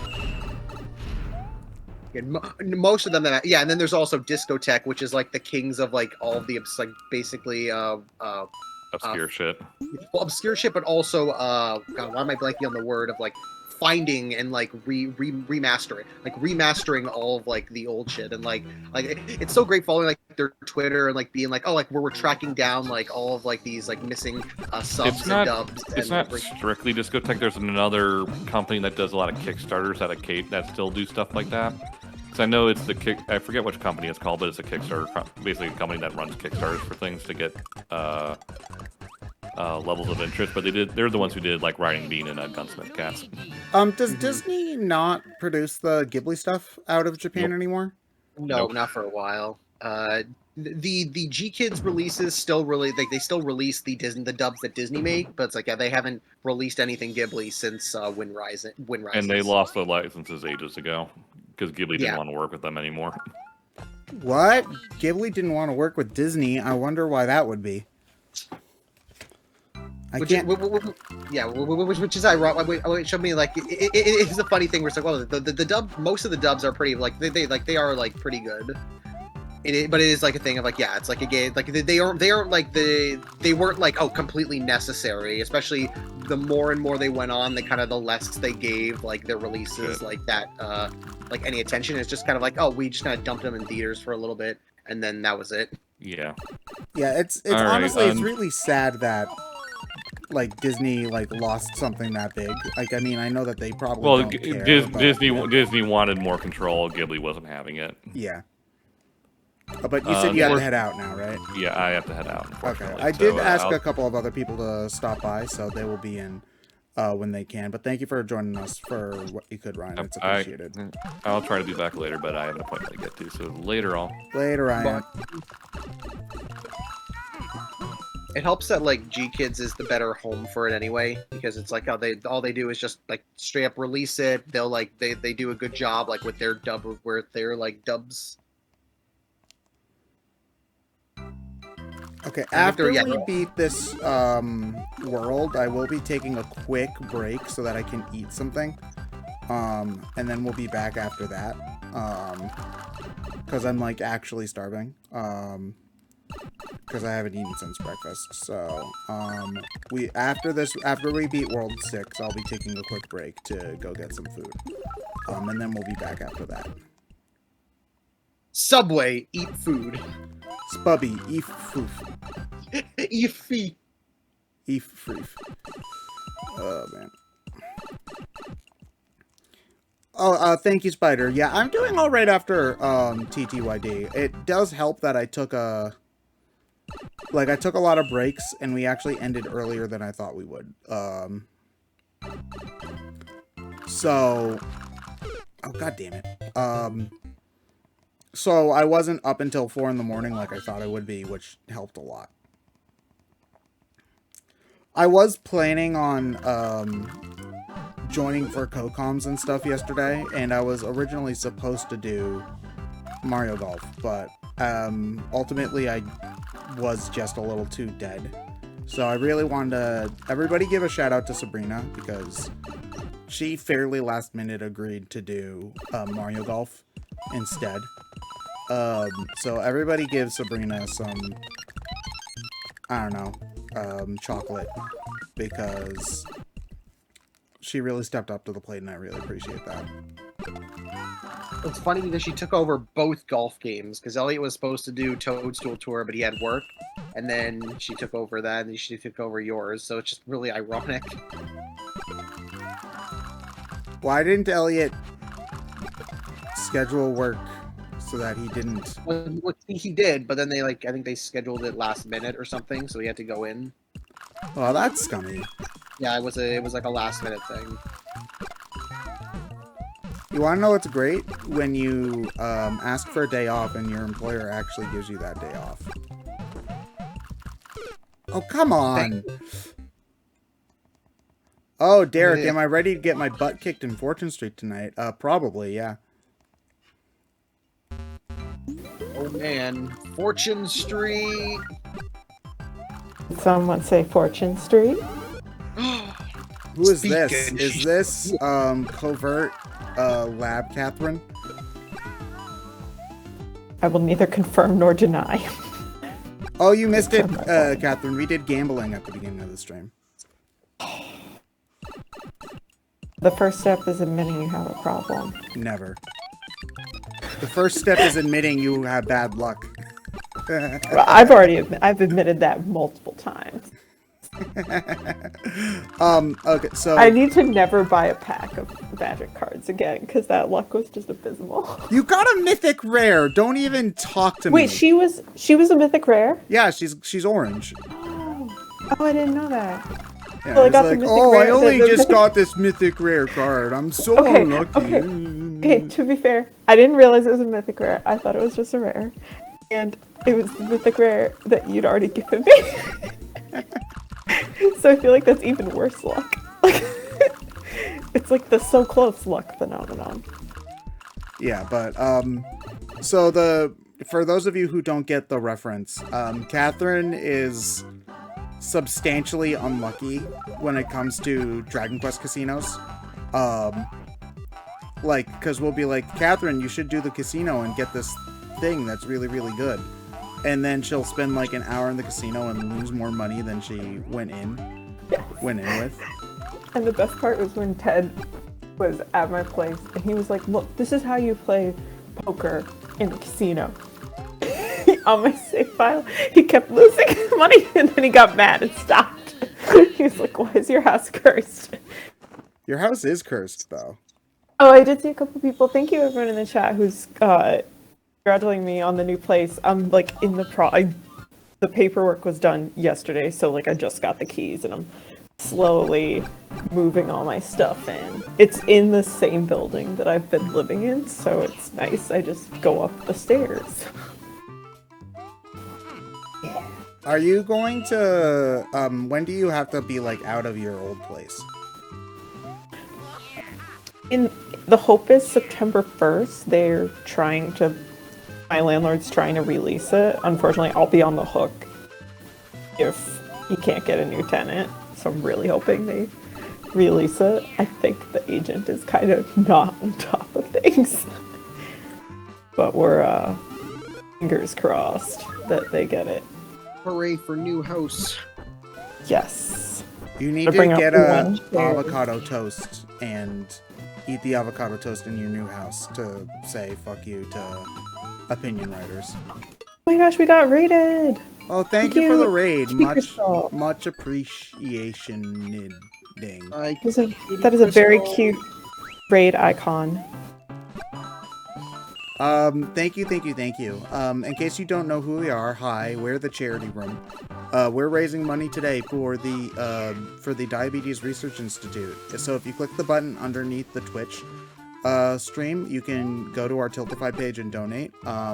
We have some raffles going on today where we're raffling off both a Mario Encyclopedia, and at the end of the event, we're also raffling off a Mario Limited Edition Nintendo Switch. So if you're interested in that, please donate. It would mean a lot to us. We also have a few bid wars left, if I remember correctly.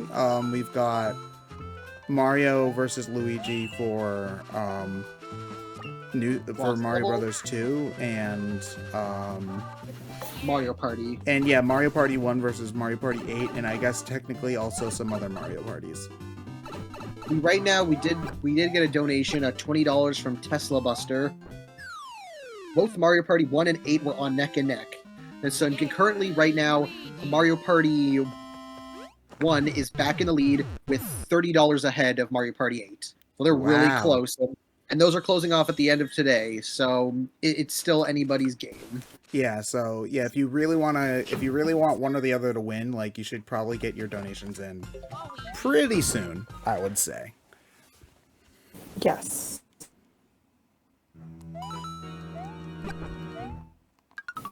You're on World 6, which means that you're like technically you're almost done the game. Yeah, but after we beat the game, we are gonna go back and unlock worlds 4 and 7. No, is it 5 and 7? 3 and 7? I don't know. 4 and 7. 4 and 7. Yeah. So I have a question that I'm sure was already answered before I was able to hop on. So wait, was there a bid war for who to play as? Yeah, Mario versus Luigi, and Luigi won. There's Okay, no so difference it's all- between the two in this game. It's just I was about cosmetic. to ask. Okay. Normally, Luigi jumps higher but has less traction, so like he doesn't turn around as high, as fast, or doesn't land as precisely. But in this game, it literally is just a palette swap. Gotcha. Is he like holding his head when he's crouching? Yeah, he's like, oh no. Oh no. I don't want to be seen. No, no, all this paparazzi. I can't handle it. I need to call my agent. How is he jumping while crouched? You can It's play just like- basically the whole game like this. You can Yeah, go, let's say like, play the whole game just crouching. Oh my gosh. And also, I love the wall jump in this game. uh-oh, Bowser Jr. has his mask on. See, even he knows how to stay safe during these times. If Bowser Jr. can do it, then you can too. Has anyone... I feel like I have not seen someone with a mask, like on the internet. I wouldn't expect to see in person, like with a mask that's like Bowser Jr.'s scarf mask. I mean, I'm sure someone has made it. I wouldn't be surprised if somebody's like made an Etsy for it, you know. Like that would be a pretty cool one to do, I think, actually, is like Bowser Jr.'s mask. So if any of you have an Etsy out there, yeah, that's a thing you can do. Yes. I mean, there's also lots of other things you can do. So, Catherine, Like, what? First donate to DRI, then you can go with it. Catherine, what science are you doing today? I am running 2 reactions and trying not to. It's pretty nasty reagent. It's like open the bottle and it's smoking, and I'm like, all right, cool. Double gloves. Make sure you don't Wait, put too what? many. I double glove with this reagent, so I put on a pair of gloves and I put on a second pair of gloves, so that way if like I get like it's an extra layer of protection. Wow, okay. It's actually kind of common for like very dangerous reagents. Obviously, it depends on the chemical, but it's just so I have a little bit more time if I spill something on my glove for me to like get it before it gets to my skin, because gloves are not like perfect. That things will break through. Make sure you don't accidentally put too many put the wrong chemical combination together and then drink it, and then you'll turn big. Oh my gosh, yes. I was laughing so hard. That was so good. Peach. Ash got big. Sorry, I hear chat saying something about my mic. I apologize. I am like even more jank set up than usual. Yeah, because she's at work, let me- definitely not slacking.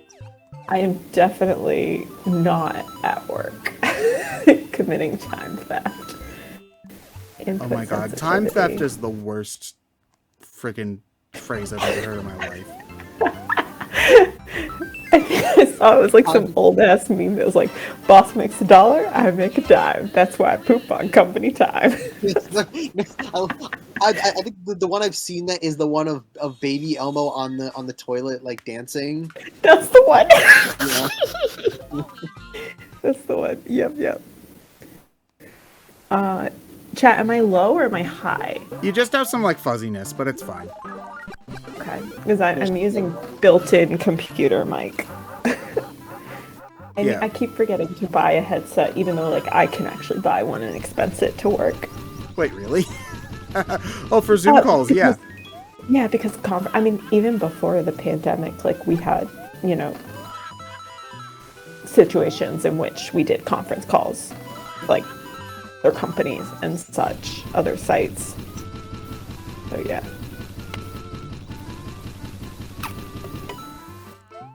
Okay. Plot twist, my boss watches the streams. Oh my gosh. They better have donated then. Yeah, manager, please donate to the DRI.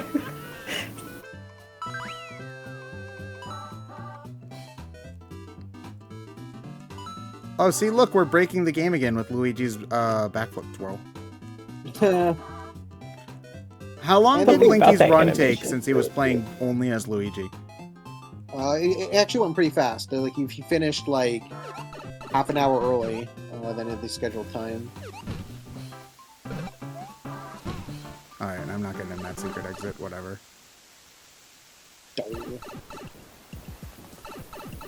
He just keeps twirling. Yeah. Luigi knows what he wants. Luigi. Junior. Luigi is best Mario character. Wait, Linky's boss was watching yesterday. That's amazing.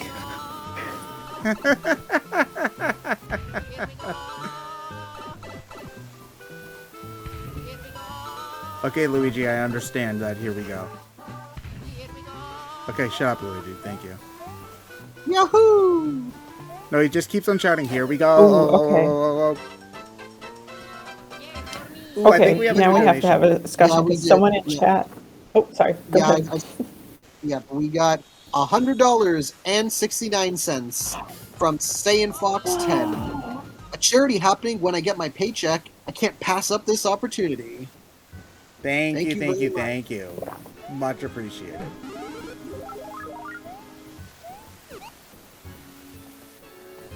Oh.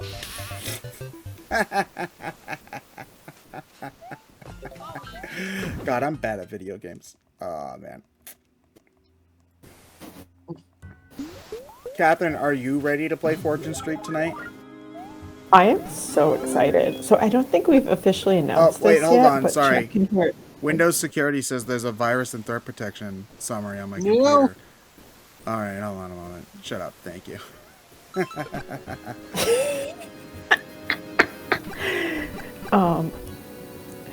That'd be fine. Let's just have a virus scan midstream. Well, that's what I wanted to do, and it made the Windows noise, which I think gets picked up because I just have it set to pick up my speakers.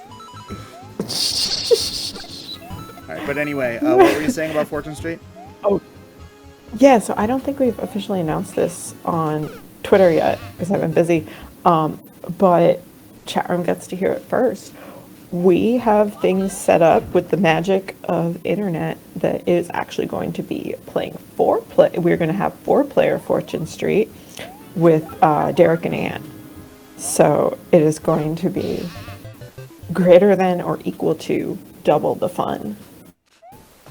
And Really? so it was funny last night. Last night we were testing things out. We stayed up for like an hour just playing a board for just we booted up to test. And Derek and I just played for like an hour. And then Derek was like, okay, I actually have stuff to do. We need to stop. So, like, But I we're left having after fun. like 15 minutes, and you guys kept playing.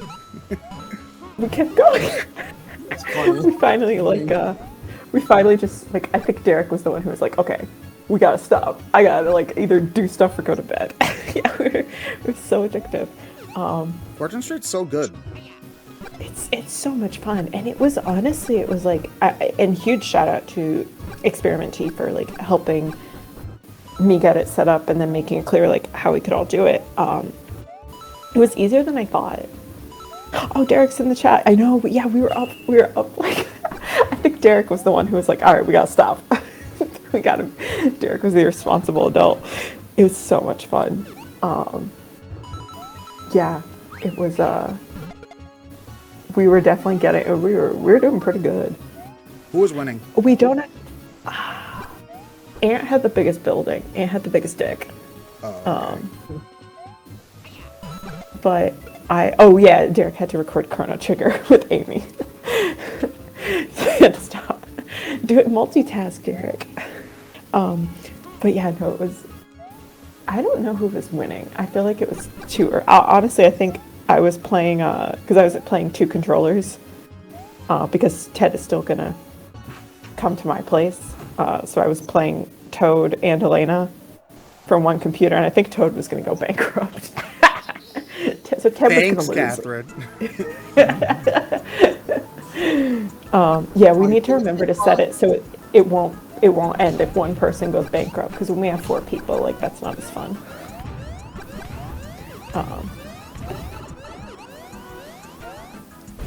This Monty Mole's driving a tank. Okay.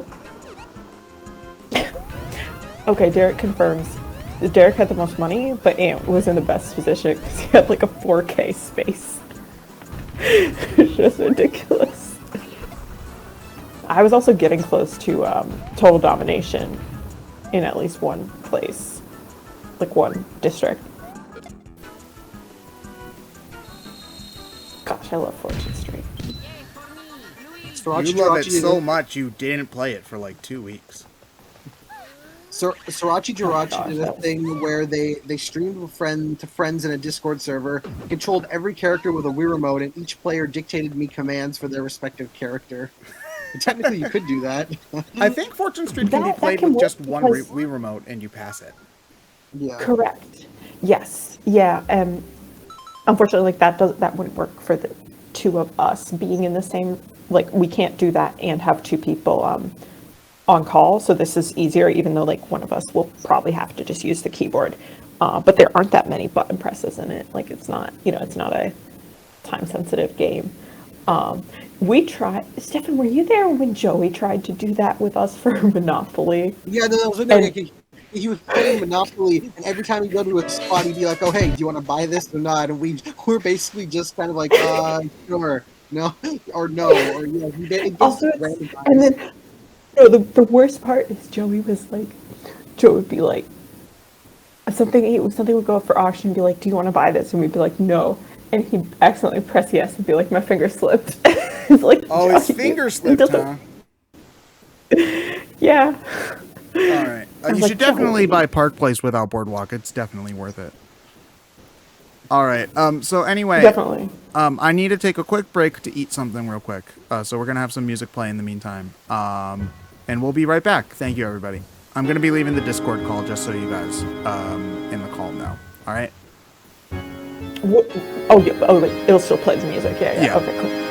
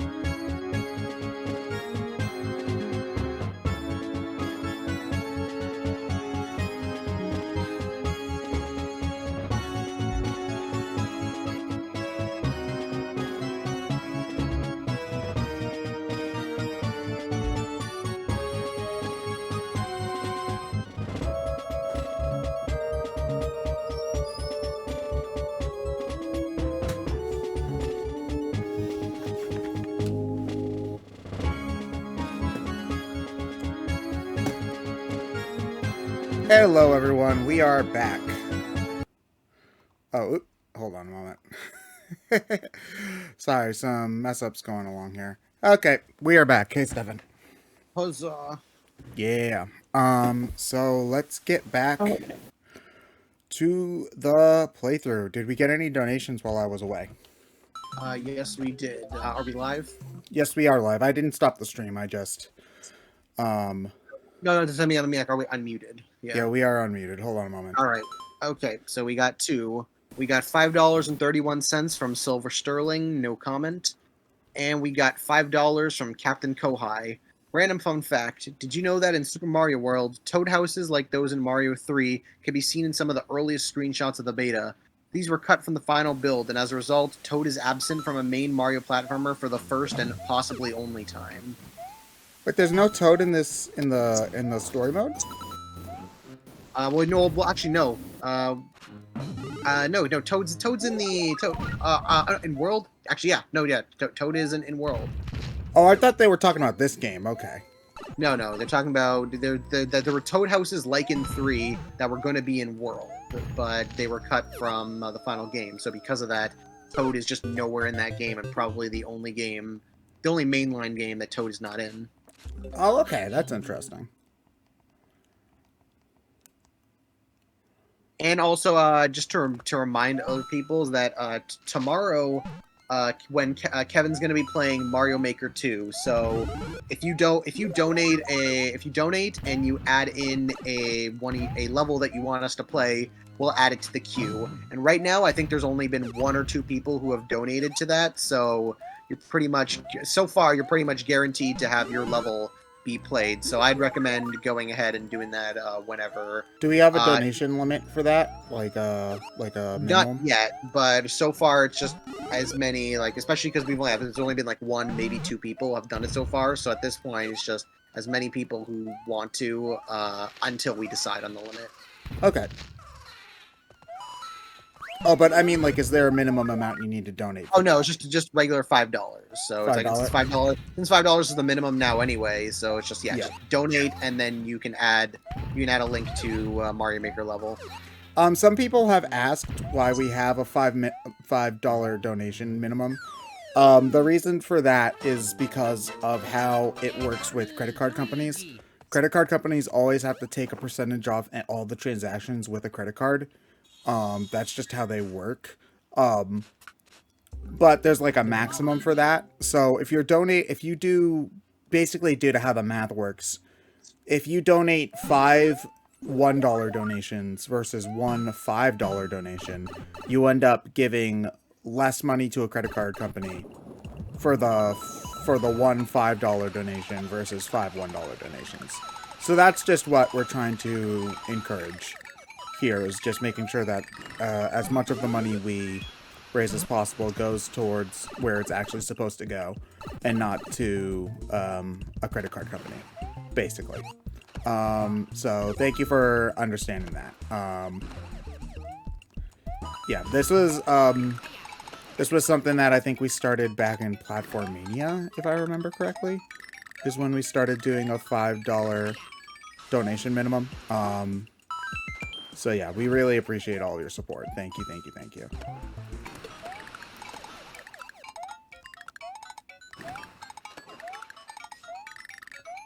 Is Catherine still in Science World? Yeah, I think she's in Science World right now, so she's just on mute, so she'll probably be in and out depending on what happens with that. So we can say all the things that Catherine disagrees with, like Goro Akechi is trash.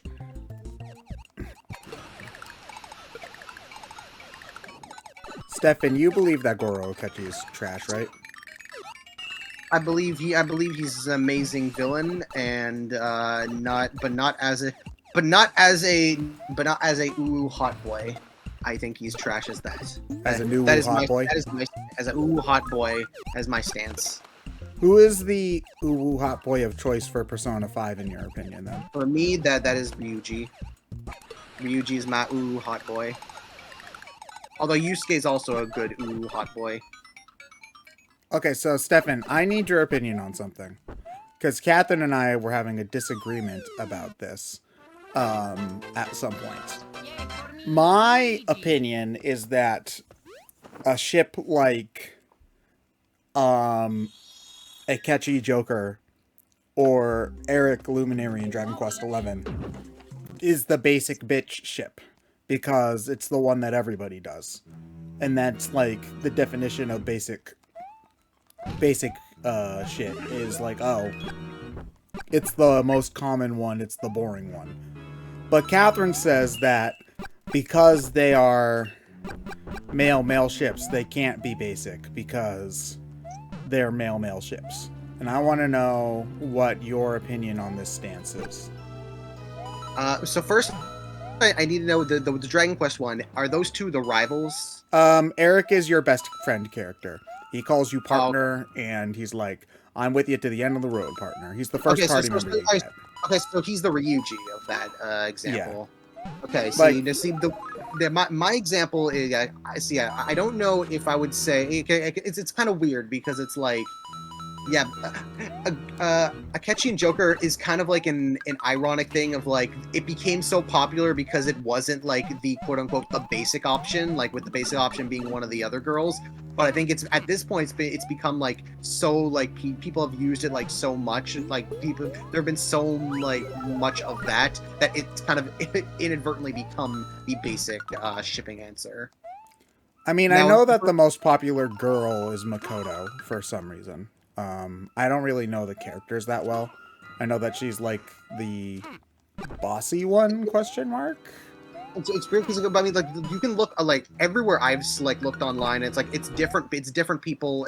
There are different answers like everywhere you look online. So I feel it's like there are some places that say that. There are a lot of places I see that say On's the best. I've seen like Twitter especially. I see like seems to say Haru's the best.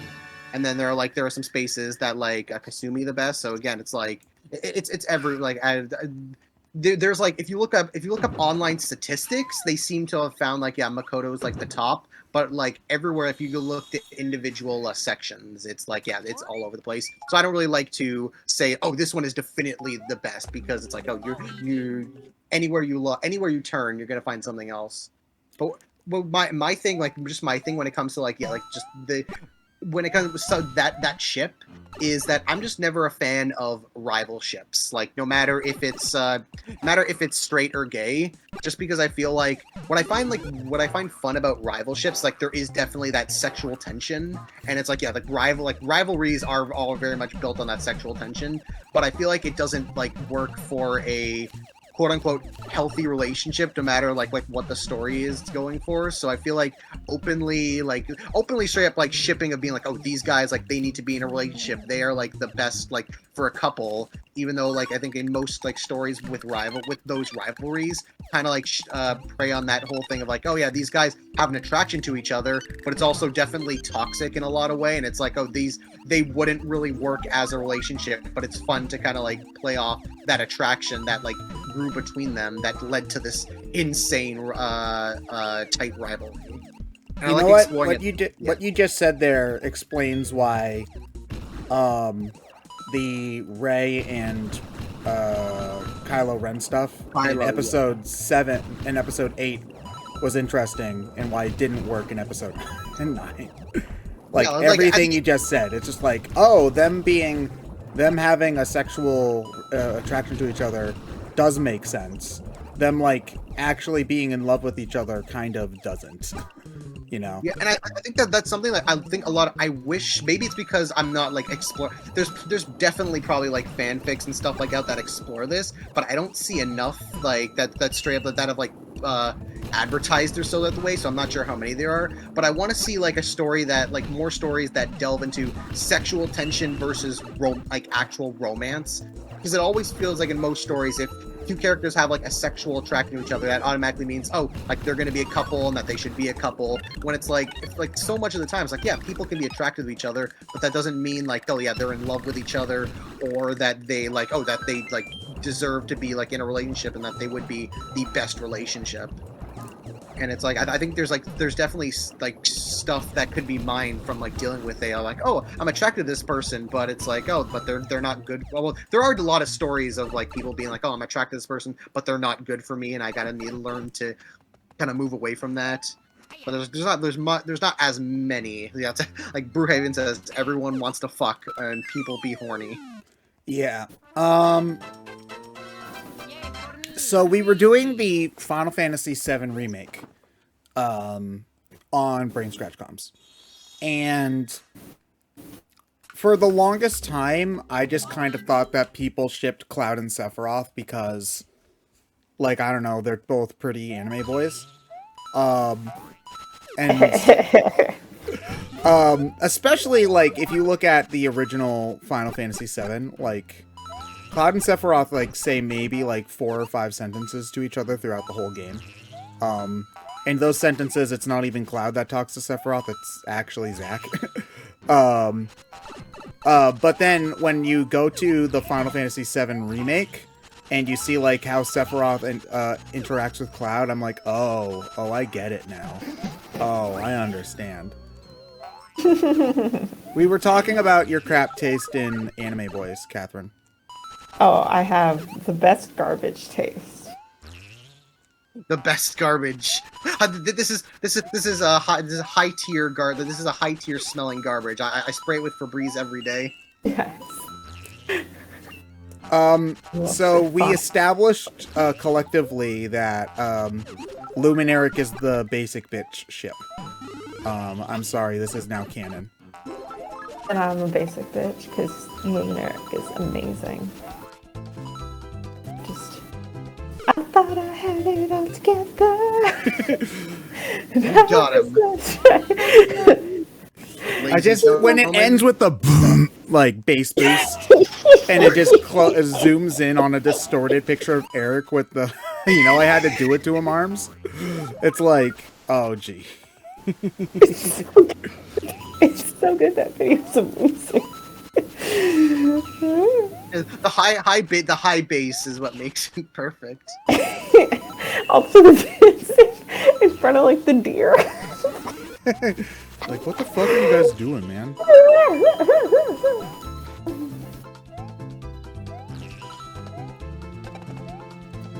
No! You dying with a star. Jack says Luminary and Jade is the basic ship, but I'd say boring and basic are two different things.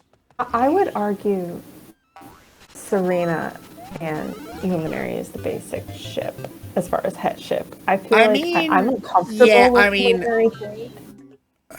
Because someone brought up Luminary Gemma. Luminary Gemma, okay. I don't know if that even counts though, because I don't know if anybody. That's basic because they forced you into it for the platinum and PS4. I only did it to get the platinum. But you know what? Even though I do ship Serena Luminary, like that was my choice in S, I think you're kind of right because it's the only character in the game that like has a straight up like kind of romantic connotations with the Luminary in the base game, I would say. I know we all know that Luminaric is coded very, very, very gay in the main story, but it's just their platonic bros. Their broness transcends all brodom and definitely is not them wanting to smooch each other. Absolutely. It's very queer coded, in my opinion. Also, Hendrik Jasper is like, oh, what the fuck is going on there? Yeah. There is no heterosexual explanation for it.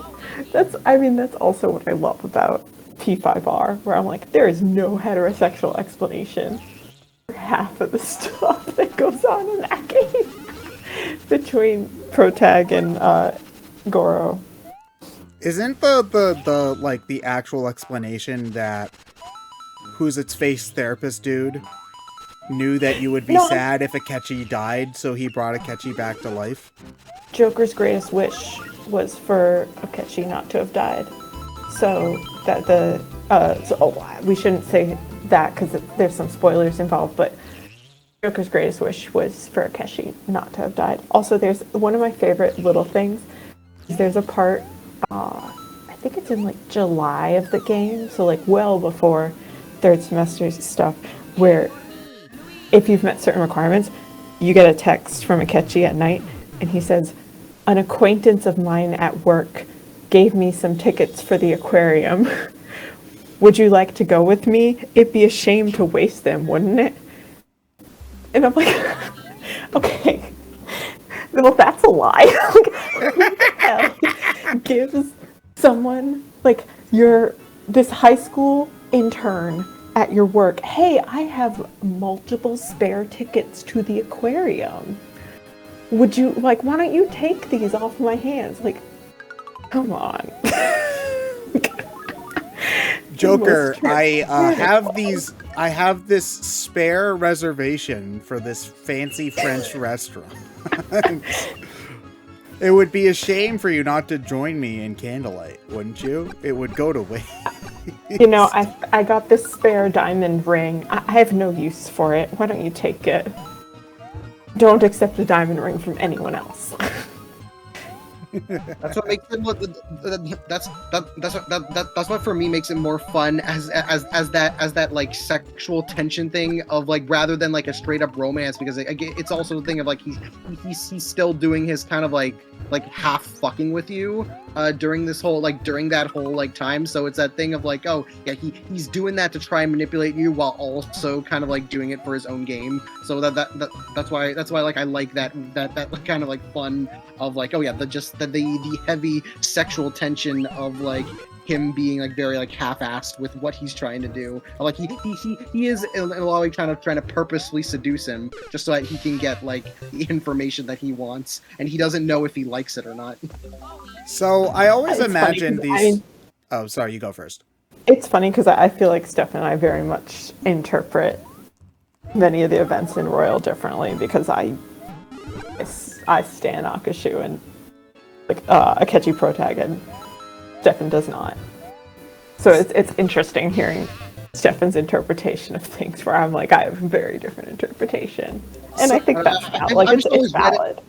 I've just always read it as like, again, like since the very beginning, it's like by the end, like they establish like, oh, he's being his like he has his like secret plans of like trying of like doing his own thing, and like he figures out pretty much from the beginning of what you are and like what you're doing. So he's trying to get closer to you so that he can like get more information of what you need to do. And it's kind of this thing of like in a lot of ways he's trying to play up that like very close friend just so that he can be like more, so that Joker ends up being more open to him, and then in turn he ends up he's unsure of like, does he actually like this, does he not, is he still like being a thing, which is like what I like most about his character, is that he's playing so many faces that he doesn't know like what is his real face, like what does he like, what does he want, what does he not. And it's like there's some things that are obvious that he wants, but then there are some that he's not 100% sure about. I agree. I think there's a lot of like, I agree about that aspect of his character. I think there's a lot of sort of self-denial and like him being stubborn. And I definitely don't like that Joker. It was just so that I could get close to him and find out who the Phantom Thieves were. I absolutely don't want to have sex with that stupid, not sexy at all Joker. Not me. I like the Tumblr post, like, I'm scaring the hoes away because I don't want them, I want you. It's big Goro vibes. Yeah, which is why I like him more. Yeah, I like him more as that complex, crazy villain versus the sad, tragic hero. So I like.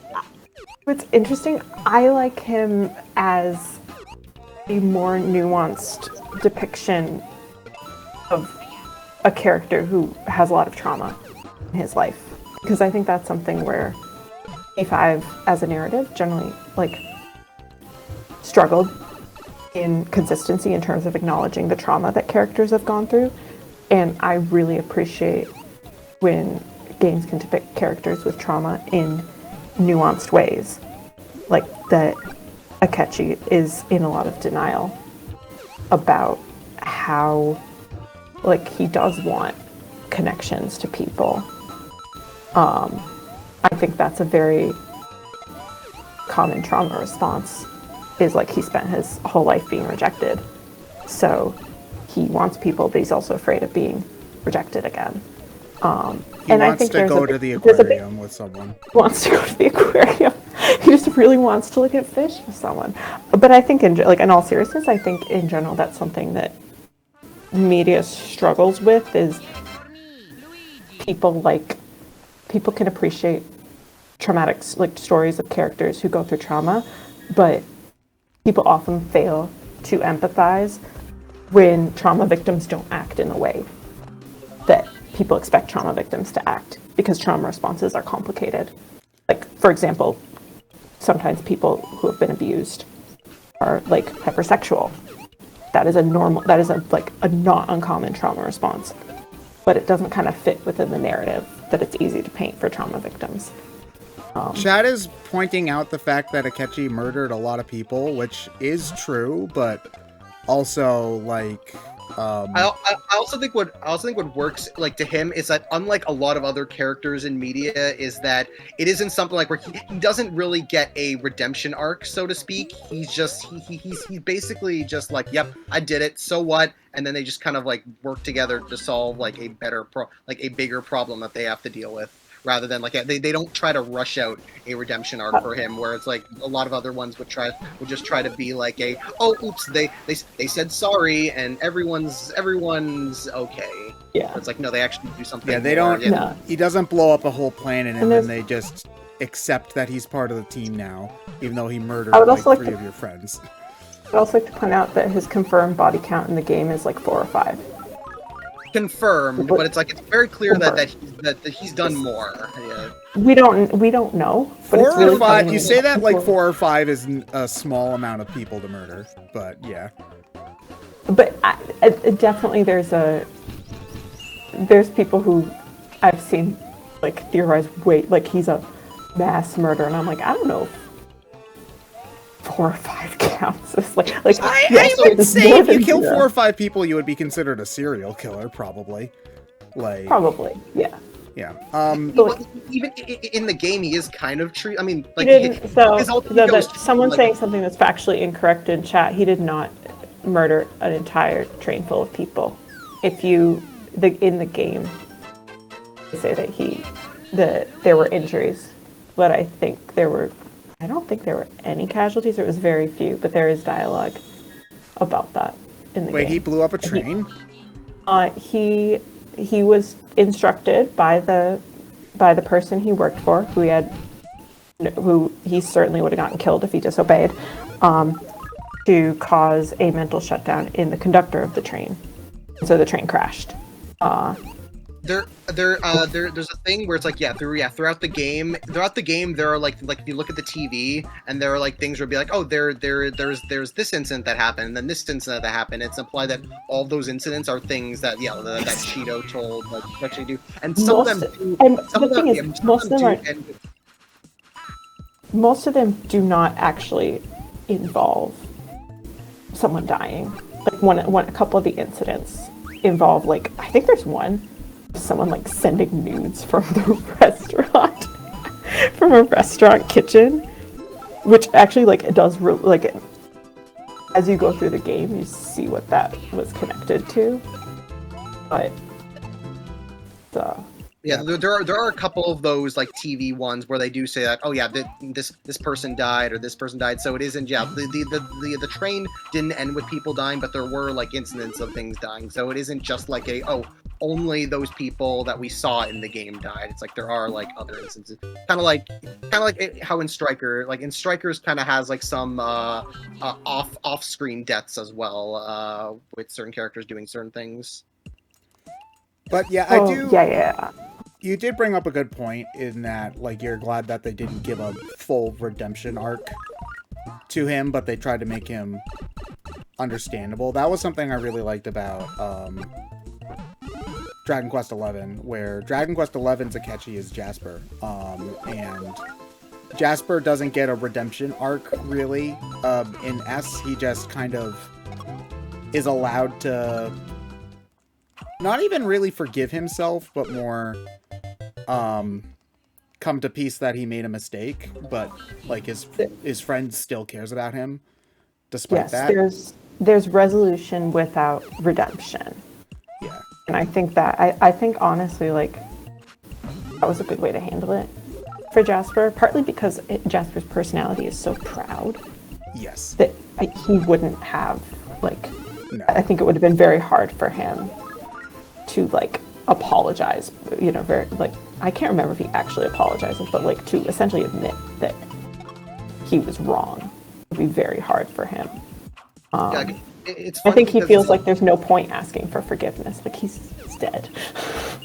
it's funny because it's like one of my least favorite tropes is like the forced redemption arc, but one of my favorite tropes is the villains teaming up with the heroes, just because I like the whole like the enemy of my enemy is my friend. Like I always like love that, just because it's a thing of like, oh, the two people are on this, like they're on different sides, but they're like working together to achieve a common goal. Like I like that, but like then I don't like when it's like, oh, because in those instances the villains are like still standing by their own like moral, like they're established like morals and their ideals, and it's like they don't like change it just like out of nowhere just to fit like what the good guys are. It's more so like, yeah, the two sides like find a common goal to fight against, and then they continue on afterwards, rather than just being the villains like just suddenly switching their ideals on a dime just for the story's sake. Yeah. Well, sometimes I like when Agree. they like realize that they can be friends with the heroes because they're not actually all that different. Like they were more just kind of I'm jerks thinking as about- opposed to evil or whatever, you know. Thinking about a good example of that, I feel like I've seen relatively recently was the Promised Neverland. Oh yes, that. Oh, with But no Geezer. spoilers because I'm not. Yeah, with Geezer. No spoilers because I'm not that far. I'm like super behind. But that was a good example, I think, where like sort of them realizing that they didn't need to be at odds and coming together. And also, in a way, kind of Isabella in a weird way, because like at the end of the first season, just kind of has like there's kind of like a reasoning behind her, Well, like I mean, craziness, and then, yeah, and then it gets paid off like in a very interesting way at the very end of the series too. well, I mean, you learn that pretty early on that she's not doing this stuff necessarily because she wants to. She's doing it because she has no choice. You know, like, I also don't really know like. how you'll feel about the ending to Promised Neverland, Catherine. Actually. Okay. I mean, it's not. I liked it, but I don't know how you will feel. I think I I'll be yeah, interested to hear your opinion. I wouldn't be surprised if I didn't like it. Like I don't know anything about it, but just I feel like What part had you curious. read up to? I don't remember how far you had gotten. Wolf Girl. Wolf Girl? Oh yeah, I love Wolf Girl. Oh man. One of the things Wolf about Girl Promised is really Neverland good. that I wish they had more time to do was flesh out a lot of the characters. Because, like, it feels like towards the end it basically was just Emma all the time. Like, Ray kind of stopped having a lot of character development after the first arc. He's just kind of there. Which sucks. I love Ray. Ray's my favorite character in the show, and not the show, in the book. Like, Ray is like absolutely my favorite character, and he just kind of stops doing stuff after a while, and it's really sad. Because Ray's whole thing, because he pretty much finishes his character arc at the end of that first season, and then so he's pretty much just there to support Emma like throughout the rest of the series. Like, I mean, there is a good conversation he and Emma have after they meet up with spoilers again after a really long time. But that also felt like the first time you really got his perspective on stuff, as opposed to him just reacting to the events along with everyone else, you know? I have to hop off for a bit because I have a meeting that probably could have been an email. What? I will pop back in maybe. Okay. Thank you, Catherine. I chat. Talk to you later. Jack, you're saying Ray out here playing 4D? Everybody in Promised Neverland's playing 4D chess. Yeah, they need to get a normal-ass chessboard. And then Emma's like, I want to play checkers. That's the most accurate depiction of her character I've ever heard. Everybody's trying to play four-dimensional chess, and Emma's like, I want to play checkers. They're like, no, you can't play checkers. But then she's like, but why not? And they're like, well, okay, you have a point. And then Emma wins. Oh yeah, Jack, feel free to hop in to the call if you would like as well. But yeah, it's like I love that Emma is just as smart as Ray and Norman and all them, but she's just like she just doesn't really care. You know, Yeah, like about she's just like she's too honest to do a lot of scheming, I guess is the big thing. She's the optimistic one. Yeah. Which kind of makes her seem dumber when she really isn't, I guess is the thing. Like she's just as smart as the other ones. She just I mean, that is literally the whole point of the story. That she's like that she, Ray, and Norman are the three smartest. So it's like, oh, who is this crazy character? Whoa. But yeah, Promise Neverland, very good.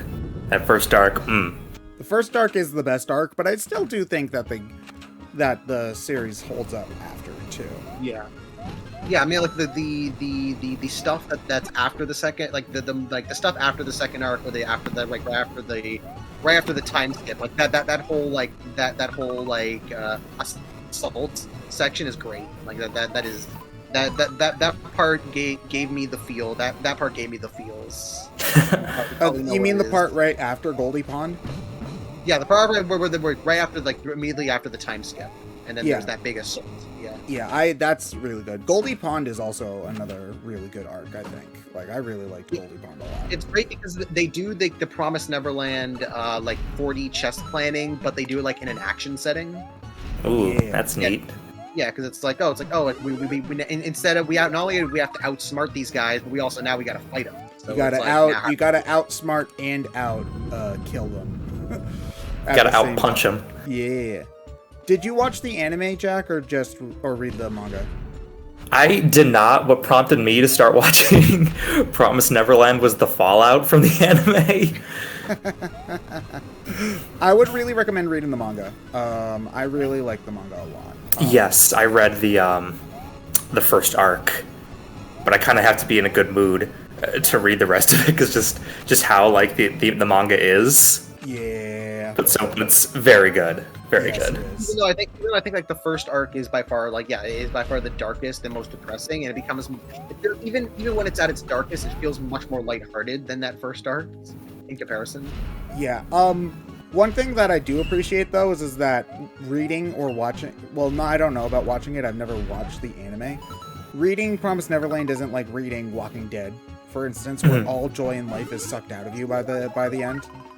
You know, like Yeah. Like there are legitimately happy moments and stuff like, oh, there is hope. It's just, what the fuck? How are they gonna get out of this situation? yeah. I know, yeah. And the first season is legitimately really good. Like, The yeah, first that- season's that- just the first arc, right? Yeah, it's a really good adaptation of that first arc. Yeah, that was how I actually no that's a lie. I read the manga first and then I watched that first season of the anime. And yeah, it's a really good adaptation of it. So I heard people say that the anime was really good. This was before the second season came out. I had heard people say that the first season was really good. And then I saw the manga on sale and decided to read the manga instead because, hold on, I gotta sneeze.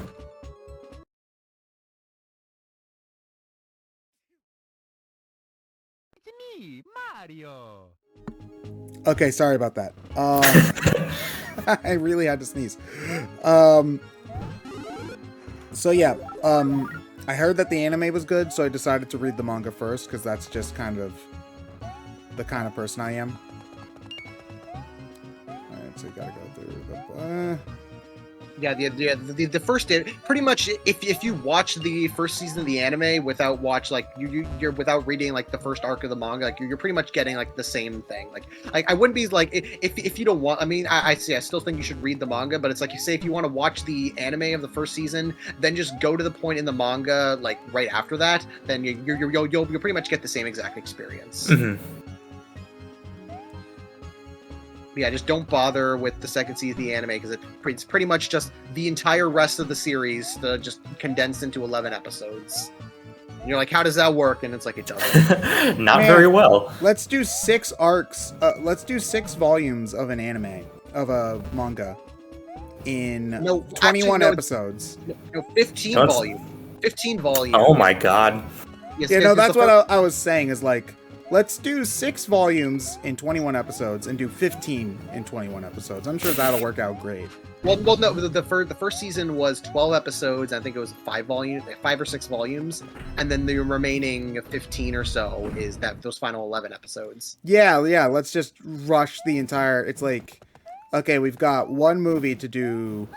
We're going to do episodes 1, 2, and 3 of Star Wars as their own movies, but the entire original trilogy has got to be one movie, guys. You're blowing up the Death Star by the 30-minute mark.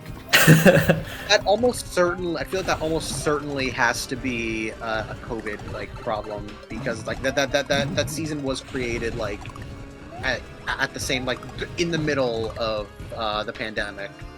Mhm.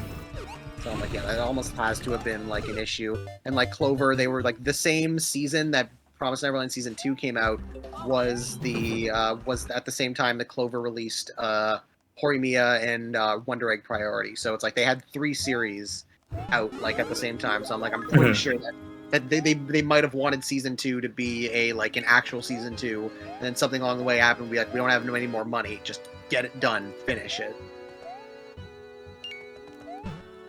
If someone said buy a mega mushroom, go and buy a mega mushroom, and then just kill them. Don't I lose my progress in the world if I do that? Maybe I think if you leave the world, yes, but I think if you just go to one of the ones, you might not. But I'm not sure. Imagine taking your dad's corpse and throwing it in a pot to make it come back to life. You know, as you do on a regular Father's Day. Magic. Yeah, happy Father's Day. Oh yeah, Sriracha Jar says you'll just lose your checkpoint in the level. I don't want to do the whole level again. Yeah, you have to jump on Bowser Jr. and then jump over Bowser, and that's how you get to the...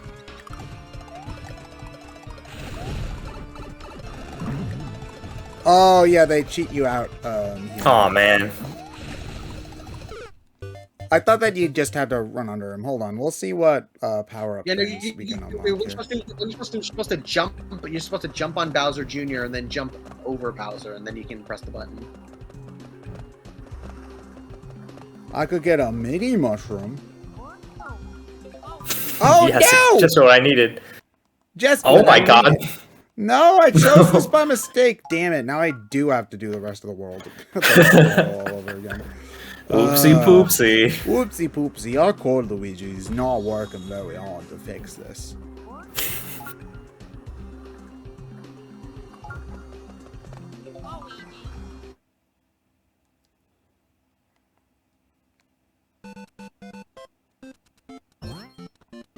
I wonder what's going to be in this box here. Boggles the mind. I thought Boggles was a mole. No, that's Bottles. Sorry. That's his cousin from Banjo 3. Oh man, I can't wait for that game to come out. Same here.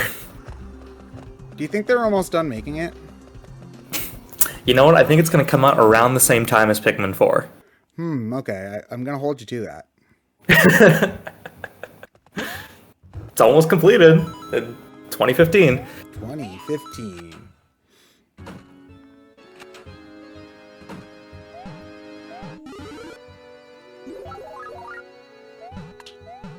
Do we have any new donations, Stefan?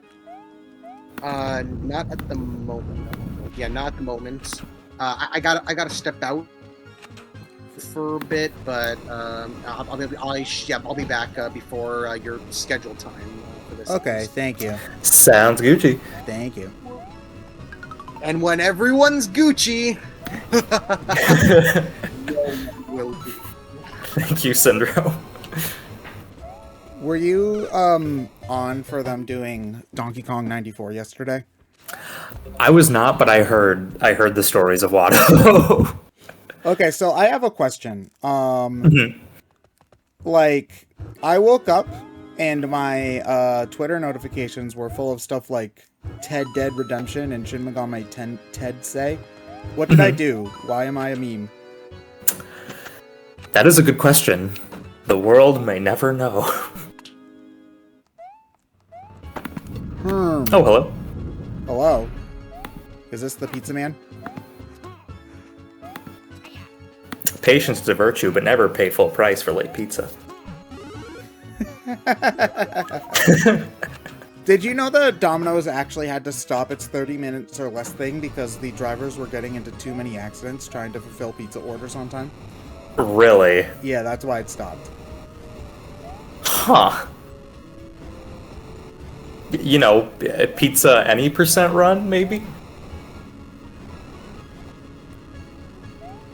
You see, I feel like the any percent of pizza is like no toppings left beef. Have you seen that picture? Yes. Where it's just bread and beef. Yeah, but only on the left side. Yes. Yeah, and they got it. That's the any percent run of pizza. I'm struggling to think of what like 100% pizza is, though. If I may. Yes, Mr. All the Ted puns just happened, and we started having fun replacing words of the video game title with your name. Bonus points if the word being replaced rhyme with Ted. Yeah. My favorite was Ted Dead Redemption. Ted Dead And Ted Rising. and Ted Rising. Ted Rising. Yeah, Ted Rising, which sounds a little more provocative than it has any right to. But yeah, you know, Ted my Rising favorite happens quite often in the morning. You know. Yeah. Hey. I don't get it. Would you play Shin Megami Tensei, John? No. Okay, sounds fair. How I'm still did recovering from last DK94 go though? Other than I'm Watto? still recovering. You're still recovering. Oh my gosh. Last night. Because that is a long game, right? Like. No, I did it about 4.5 hours. Oh really? Okay. Yeah. I remember that game being pretty long. Maybe I'm just bad at video games. That is very I mean, I've only ever completed it once though. Is also the thing. If I played it more, You should probably play it again. It's a great game. I should. It is a great game. I agree with you. I tried playing the GBA Mario vs. Donkey Kong because I heard it was similar, but it just wasn't as good for me. The first Mario vs. Donkey Kong is basically just Donkey Kong 94 on the GBA, but I think it lacks personality. I also didn't like the levels too, and that there were two Yeah. smaller levels cut in half. It just didn't work as well for me. I didn't like the minis. I think that game could have done without the minis, but Oh, but we got merch to sell, John. Yeah, we need buy a them all. whole Buy game them all. based around Buy that. them all. Buy them all. Yeah. Subtle advertising. That's basically what happens to Donkey Kong is he watches the commercial for the minis, and then instead of buying them all, he just steals them all. Yeah, in the no. second game. Imagine, but Donkey Kong nowadays would just be us and replace the minis with amiibos. Especially Donkey like Kong. just like 5 years ago. Oh god, he's a scalper. Yeah. Oh my god. I mean, Nintendo now wants you to pay like what, $20 for that Loftwing amiibo? Was that like the standard retail price? I don't know if like all of, but the Loftwing amiibo Maybe? for Skyward Sword HD is a lot more expensive than a normal amiibo. It's $25. $25. Jeez. Yeah. Maybe it's bigger. $25 for an amiibo. Yeah, is it a lot? I mean, so was the Guardian, and so was Well, the Guardian Well, was no. bigger though, is the thing. Like, at least it was a different, like, at least it was bigger and had movable parts and crap. I'm trying to think of what else was expensive. I was gonna say Midna, but Midna came packaged with Twilight Princess. Yeah. So I don't know if Midna was ever sold individually. I don't think so. Oh yeah, the Metroid Dread amiibo, I do not expect to be able to get, like, ever. Oh god, no. Just no way. Sorry, Yeah. I forgot Mario's profile on the new Super Mario Bros. Was still that weird protruding silhouette from 64. It's because this game runs on the 64 DS engine. That would make sense. And So I guess they they just reuse had a the lot of assets already animations there. in Yeah. assets. That's why there's all of the DS mini games on this game as well. That's right. That is. I love man, Luigi it's gambling. Like, you know, everybody really liked it when we packed Mario Brothers with every Mario Advance game. It's like 64 is mini games of the new standard. Yeah, but those were actually like a lot more fun than just original Mario Brothers, Yeah. you know? Oh yeah, Mini Man. If you touch letters in the bottom screen, you play sound effects. Yeah. I'm just doing it because it's more interesting than just watching the credits. Also, what the hell is Mario doing in all of these pictures here? Because I very clearly played this game as Luigi. Dimitri, I'm not excited for Super Watto Sunshine until we break 15K. Yeah, that's true. We are just about 2.5K away from... I mean, not to undersell what you guys have already raised. You know, But, I mean, ever if you take that want- from me. But if it's you like, want dude, Watto Sunshine... Sunshine doesn't happen until 15K. Wait, if it's Super Watto Sunshine, does that make Sebulba Shadow Watto? The ultimate life form. No, because Sebulba was Anakin's rival.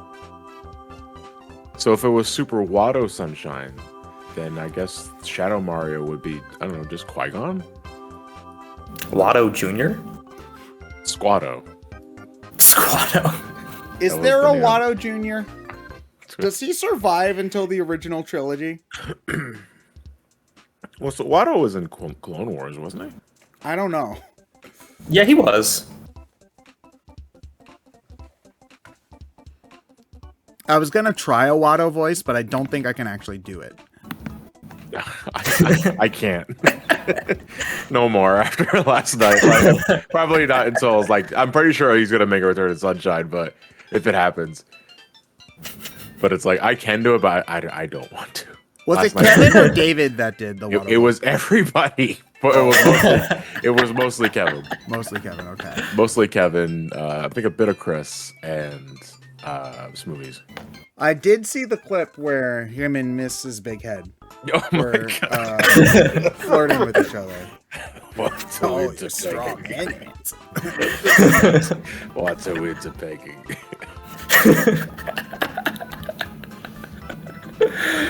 Oh, God. Shit. Are you dead, John? I'm dying. Oh, also, how's the kitty?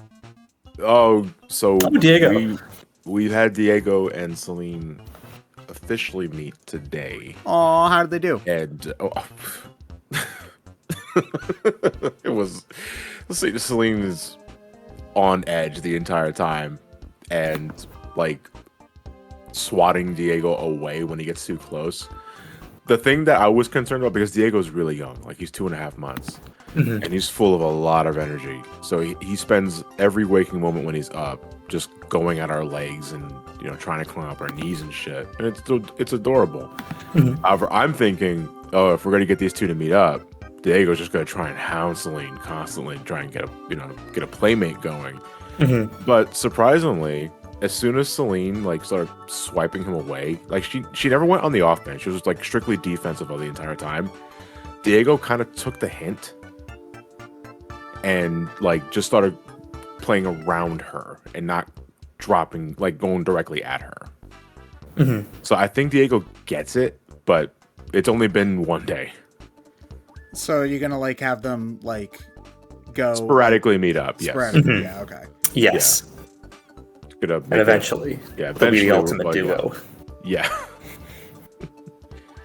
Yeah, you'll be Yeah, trying to record your reviews, and then you'll have two cats screaming at you for food. No. The only one that's going to be with me inside my office while I'm recording is Celine, because Celine does not mess with anything in my office. She just goes right up to her baggage bed and just sits there the entire time. Diego, on the other hand, will try and chew on everything. That was a horrible first day. I like Bowser Jr. pulling his dad by the tail there, like, so long, gay dad. Yeah, no, I was like, gotta wake him up. Do a 360 into the bomb. Oh. Okay, so anyway, we do have some time left, so we're going to try to unlock worlds 4 and 7. I don't know why they're like in that order, because they really should be like it should be like, I don't like that it's the odd numbered world and then the even number. Oh, this is where you buy like backgrounds and shit. No, I don't want that. I thought you were gonna let me buy a mini mushroom. You greedy Got the prick. precursor to, what was it? Puzzle swap? Oh God, yeah. All right, so hold on. Let's go and die to the Mummy Pokey for another hour, trying to get to World 4. Oh god, facing off against PD Piranha with the mini mushroom is just it's not a good time. I have less trouble with that because his pattern is less random, and he's not like such a thin. Oh shit! I'm playing as Mario. Damn it. He's not such a thin target is the thing. Whereas the Pokemummy is really, really thin. And since you have to ground pound on him, you have to be really precise with your timing. Oh well, so much for that. After I beat this level / die, actually beat the level because then I would have to, if I die, I have to do the first half over again. So once I beat the level, I'll save and switch back to Luigi. I forgot that it defaults to this red asshole when you boot it up.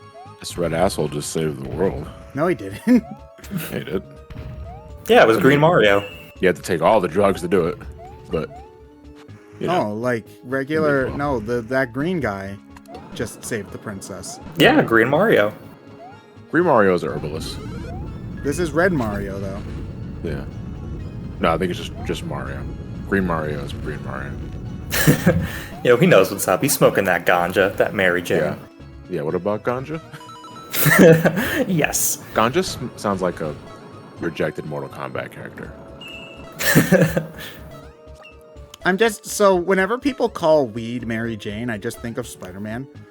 And I'm just imagining, like, Doc Ock's talking to the Green Goblin over the phone, and it's just like, what you doing, Gobbo? And he's like, oh, you know, just smoking some Mary Jane, and then he has MJ on fire. Spider-Man was a 60s property, right?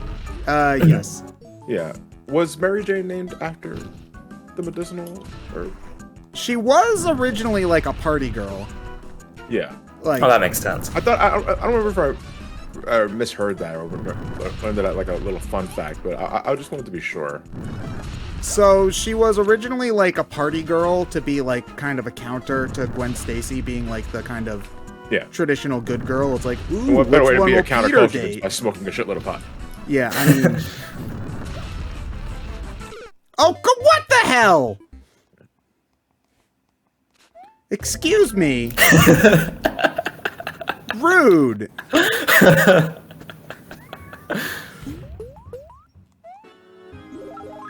Pokey was like, psych. Bitch, please. I don't know why I'm even going for the star coins anymore, because I believe I can save on the overworld anytime I want now. Mm-hmm. So the star coins don't really do anything. Really weird they locked that behind. You have to beat the game in order to do that, right? Yeah, otherwise you have to either beat a tower, a castle, or open a door with star coins.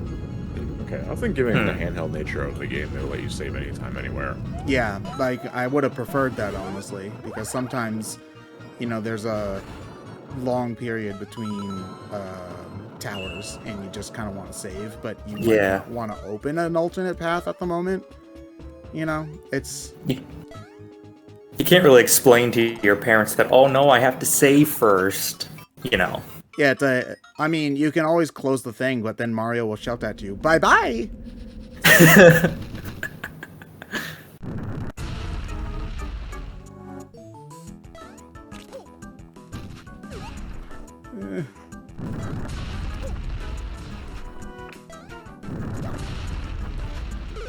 What?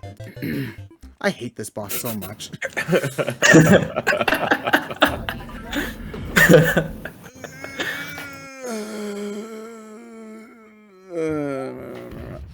I think we have a new donation.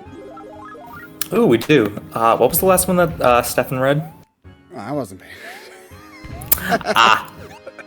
I see. Just keep on read them from top down, and then if you've read one before, then I'll stop you. Okie dokie. We have $5 from Captain Kohai. Random fun fact: did you know that in Super Mario World, Toad houses, like those in Super Mario Bros. 3, can be seen in some of the earliest screenshots of the beta? We haven't read that one. So. Oh, we haven't? Okay, cool. No, These were cut from the final build. And as a result, we have. Okay. We did read that one. Sorry. So, okay. Never mind. Gotcha. That might have been the last one. So read the next one. After that. Okie dokie. Oh, wait, I have to turn on live. Oh, okay, that was the problem. I always just refresh the page out of habit. Gotcha. We have Jason with $30. Here's a 30 for Watto. Not much more. He seems shady. Thank you so much. And we have $20 from Spider-Man-y. I heard Watto enough yesterday that even he showed up in my dream last night. Nightmare depending on who you ask. Keep up the great work, everyone. Also, here's the level code for Mario Maker 2. Thank you so much. Okay, yeah, we should write that down. If somebody could just I copy paste will it. post it in the chat. Thank you.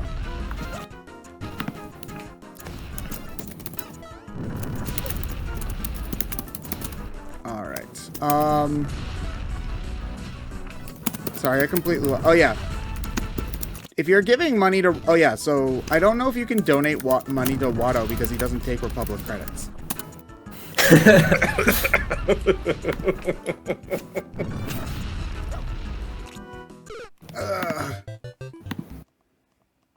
Oh yeah, tag Kevin to not Stefan, God, Jack, if you can. Credits will do fine. You're Stefan now. Jack, I'm sorry, you have become Stefan. Uh-oh, he's not handling this very well, John. Yeah. That's fine. When do you think you're this person when in reality you're this guy the entire time? Takes a bit out of you.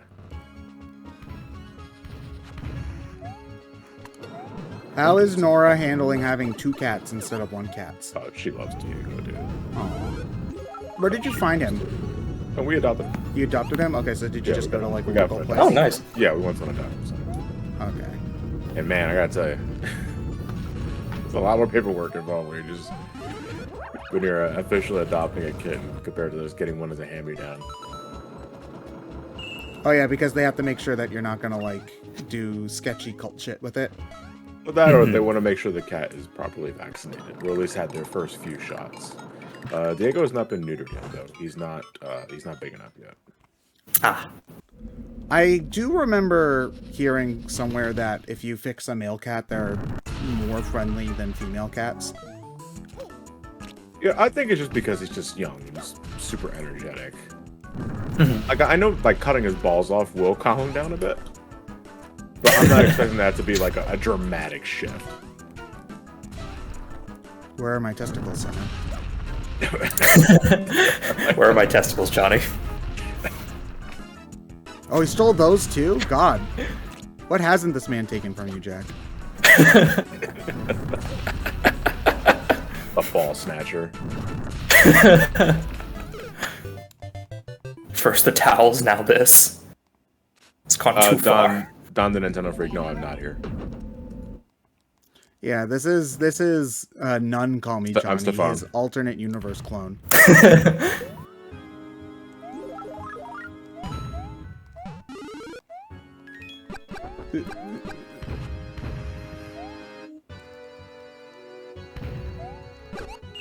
John, are you playing in? Oh, you're in the Odyssey race tomorrow, right? Yeah. Yeah. So we do I'm also only. co-commenting for Mario 3 with Mickey. Is that tonight? No, that's tomorrow. That's tomorrow. Okay, yeah.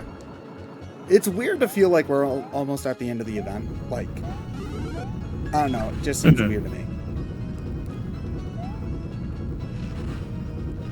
Yeah, it went by really quickly. I say that now, and then we reach Sunday if we meet our goal. This event went on way too long. What's the Mario Sunshine drinking game? Nothing. I just drink. You just drink? Oh, okay. Yeah. It's like game. It's like I'm already playing a game.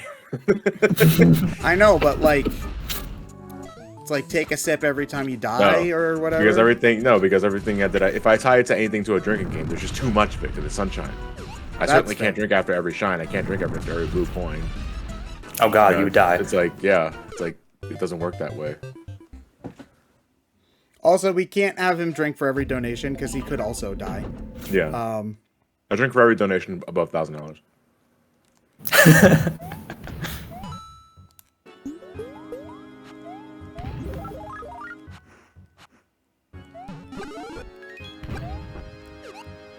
And you said you're playing the All Stars port? Yes, Okay. just for ease of use. And because we plug in the GameCube adapter, it's pretty much GameCube. Does the GameCube controller work? Yeah. They patched it in later so that the GameCube Huh. adapter works. Can you use the GameCube controller on Galaxy? No. No? I don't think you can anyway. But I'm going to assume no. Mhm.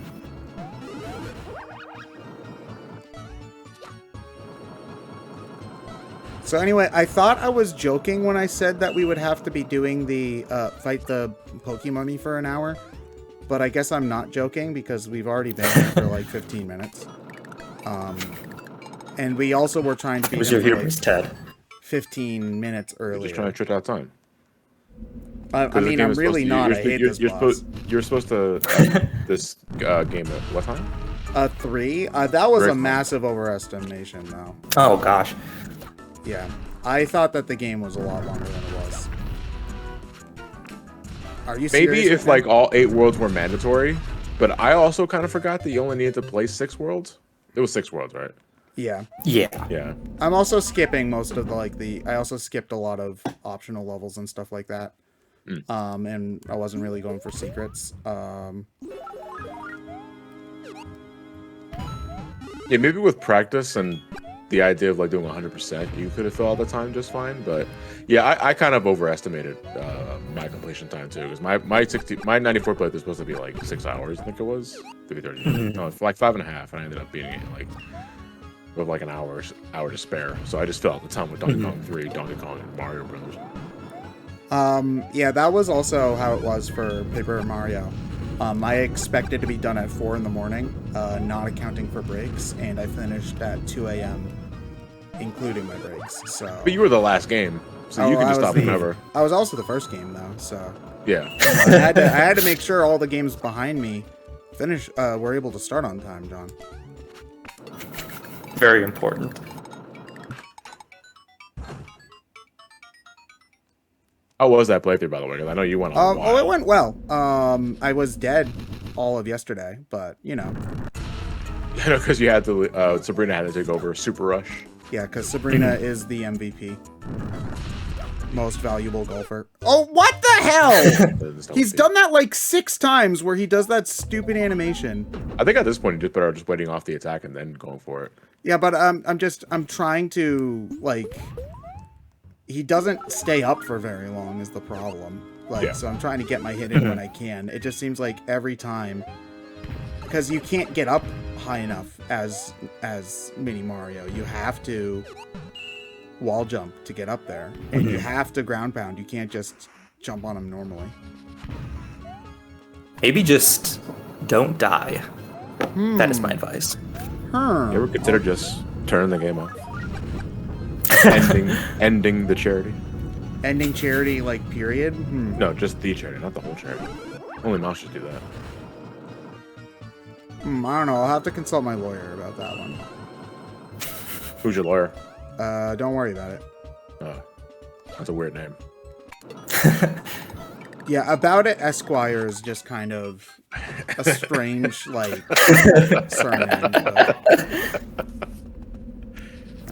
I move for a bad court thingy.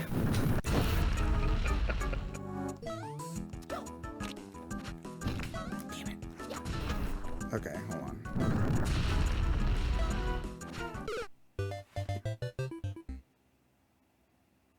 Okay, you want to know what's Yeah, better? that's just saved. You want to know what's better than this stupid thing? Minigames. Yeah! Minigames. Yeah, Luigi gambling. Oh, we already did Luigi Gambling. We started off the stream with that. Hold on. We're gonna do some extreme minigames. So weird. Like, imagine playing this game before Mario 64 DS and going to the minigames and then seeing just Wario and Yoshi's profile picture there. I can imagine it might make kids think, oh, I unlocked Luigi after beating the game. I wonder if I can unlock Wario and Yoshi. And their dreams are just dashed when they find out, no, they're just reusing assets from 64 DS. Yeah, they didn't even bother to change the minigame screen at all, but they had to cut some minigames too, is also the thing. Yeah, yeah. Oh, I'm bad. I don't even really remember this one. Weren't there some mini games you had to unlock by catching rabbits? Yeah. More in to the it. Yes. I don't remember this one either. The Wiggler one. Which one's? Oh, does it You have the couldn't beat love me, this love me game as not a mini kid. game? What the hell? Oh, look at them sleeping. It's so cute. What a lovely day to home wreck. Wiggler, wake up. Wiggler Wednesday was yesterday. Yeah, no.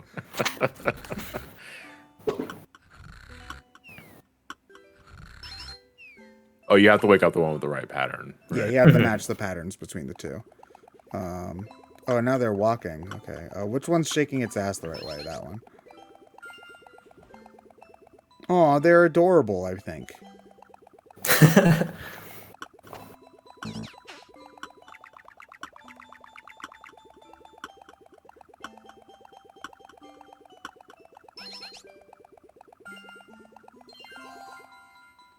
Well, and if I get one more, I get the high score. Oh shit. Bragging rights be damned. There's something I find it a little easier when they're moving. I don't know. Oh, now they. It's like when they're all napping, they're all kind of like just hunched up together, and I find it a little disorienting. Which is the point, granted. All right, variety. Okay, hold on. We're getting to the good ones now.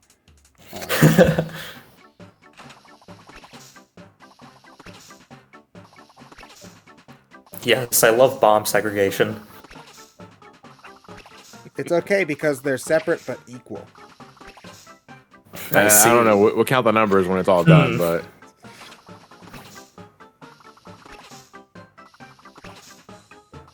we're living in a very troubling time if the black bombs end up being the minority.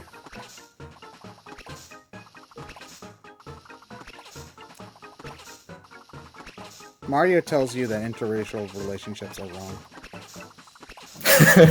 What an asshole! Jesus Christ. Jesus Christ! So what does Luigi say? He says he's okay with it. He just doesn't want to see it in his community.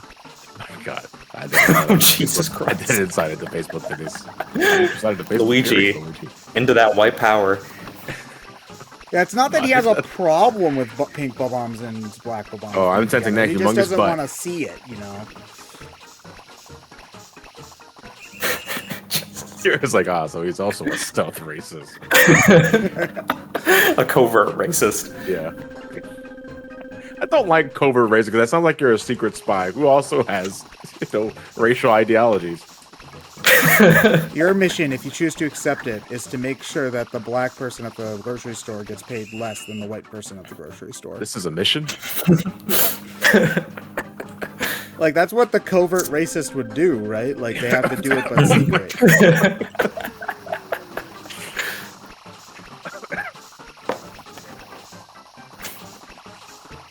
Not what I had in mind.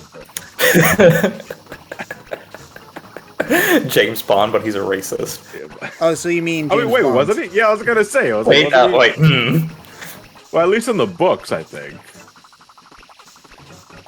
I do remember for a while, like, the early James Bonds were considered feminist in some ways because the women were, like, were able to be, like, sexual, which is not something that really was common back when the early movies were coming out. Or as common, I guess. But, Was their sex appeal used as a sign of power or just as a means of ogling? Taking it back. yeah, That's like I was gonna say. depends on your point of view in that case. I'm Yeah. not an expert in early Bonds, so... Because there's something really feminine about that. Or at least our definition of feminist nowadays. Oh no, I did it! Aww. I'm sorry, guys. It looks like we can't bring together. Never mind. I'm not gonna. Damn, covert racism wins again. Racism wins again. Oh, that's too. We did it, guys. We brought back racism. No. All right, hold on a moment. I didn't read the directions. I don't know what I'm supposed to do. Oh, it's supposed to blow. Or just scream. That works too.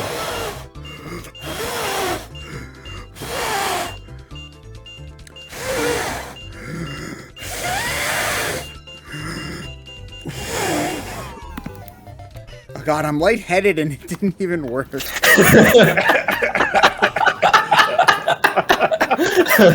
You okay? No, I'm not. Oh my gosh.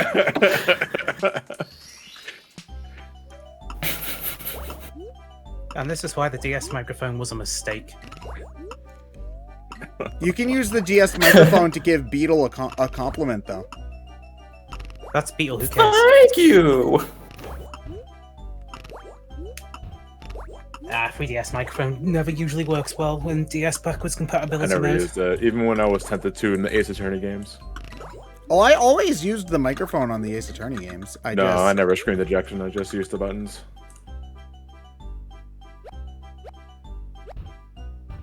Have you started playing Great Ace Attorney yet, John? No, I have not. I was actually waiting for the charity event to be over. That's fair. It is really, So really good, though. I think. Yeah, I've been hearing fantastic things, so I can't wait. But I've been just working on my next video in the meantime. So. Just curious. I don't really remember. What was your stance on AA5? Dual Destinies? Yeah, Dual Destinies. I thought it was fine. I thought it was okay. I didn't think it was terrible. I liked it more than Apollo Justice, but That's not hard, but yeah. yeah, that's not hard. But at the same time, I haven't gone back and replayed the entire thing since the first time. Yeah. I've played it like 2 or 3 times. It gets worse every time you play it because how stupid the cases are really kind of pops out a lot more. Like, I don't know if you remember how the case in the school like actually worked. But it is, with the teacher and all that. yeah, but like Yeah, it what is about it? actually one of the dumbest things I've ever seen. I don't That's the remember fourth. much of that case. It's like I mean, at least it's almost as stupid as the case 3 from Apollo Justice at points. It gets that bad. By the way, there was the teacher who was I remember the smile. yeah, the dude that was like basically a walking marble statue. Yeah, I know the girl. I know the guy who was actually a girl. And the not Persona protagonist. Actually, the second case in Dual Destinies was really stupid too, where it's the locked room, but then the guy came in through the chimney and ran out of the room, and then the killer just didn't even notice that, but then also like put the thing inside the guy's mouth or whatever, and some other like dumb nonsense. Yeah, it's been a while since I've fully played Dual Destinies, so there's only bits and pieces I remember off the top of my head. Like, I remember everything with Athena, because I thought Athena was the most striking case, especially the final one. The final case with the, Oh yeah, Doppelganger. Athena saves half the game, honestly. Yeah. And Blackwell too. Blackwell's still like one of Athena my favorite saves kills. half of the game, and then she's properly paid off in Spirit of Justice. I don't think she didn't not even really. need to be in Spirit No. of Justice. Well, that's my point. It's like, she didn't really get to do anything in Spirit of Justice. Because Spirit of Justice is not Athena's game, it's Apollo's. That's what we call it, Apollo Justice too. I'm Yeah. of the camp that didn't think Spirit of Justice was awful. Like, I know, like, opinions are very divisive on Spirit of Justice. Some people say it's like among the best in the series. I wouldn't go that far. Yeah.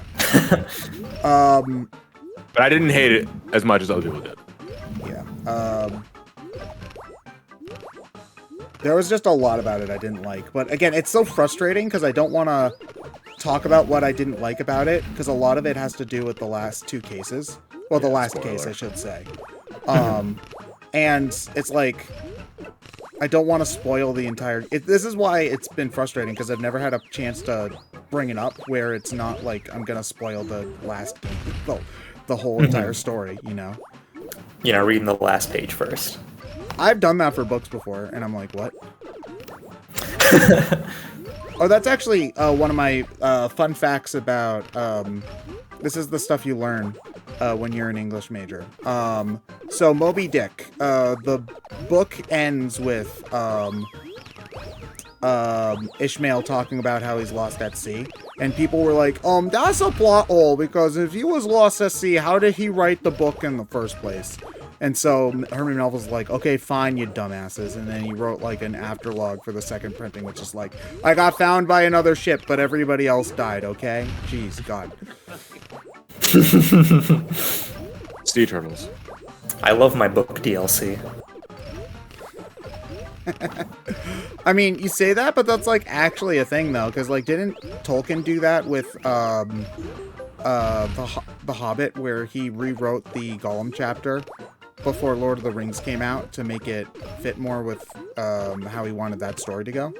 Is that DLC or is that a patch? I think it's historical revisionism.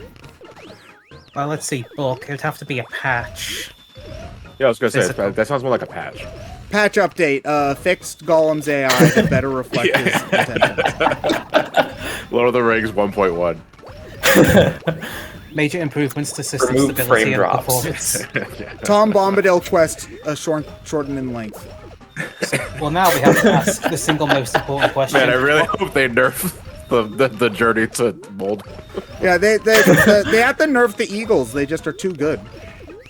Now we have to ask the important question: what's more stable, the Lord of the Ring books or the Nintendo 3DS system software updates?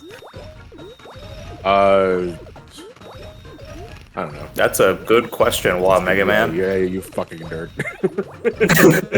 Wasn't the 3DS really hard to hack for a long time? Not really.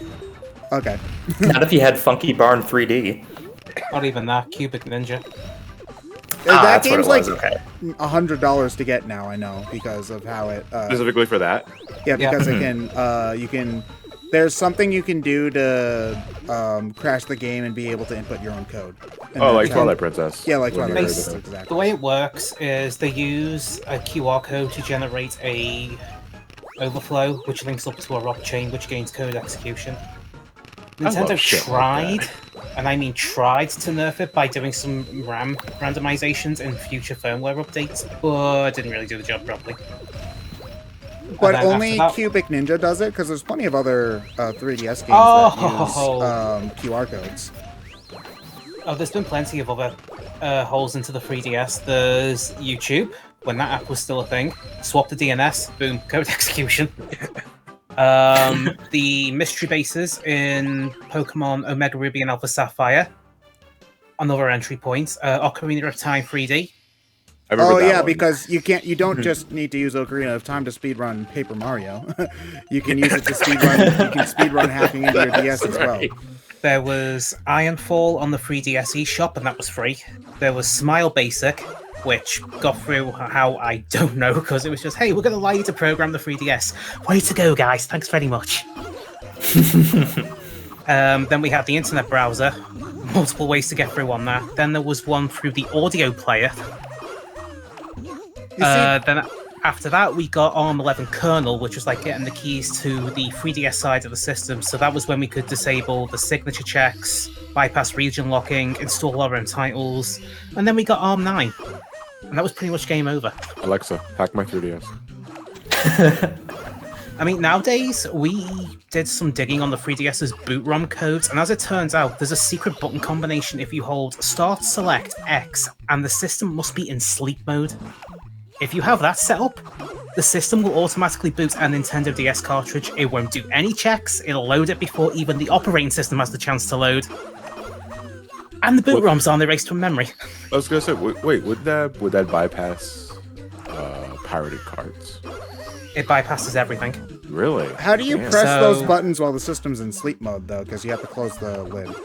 Oh, Well, there you go. it probably still registers the number of the buttons. Yeah, You but don't how are even you need to gonna close- do it while the lid's closed on them? Is what I mean. Here's the beautiful thing. How do you think the system does sleep mode? By detecting how closed the thing is. It relies on the magnetic properties of the speakers. You can simulate that by using a fridge magnet. What? Are you bold enough though to leave a fridge magnet close to your screen though? That's what I think of. I know that doesn't You don't really even need to apply. put it to the screen. You put it right next to the X, Y, B, A buttons. So See, small I'm fridge a magnet. big old wuss though. Like I never like I heard about how Yeah, you could, I never do that. like how you could hack your switch by like jamming a paperclip into a certain point. Ugh. I never wanted to do that.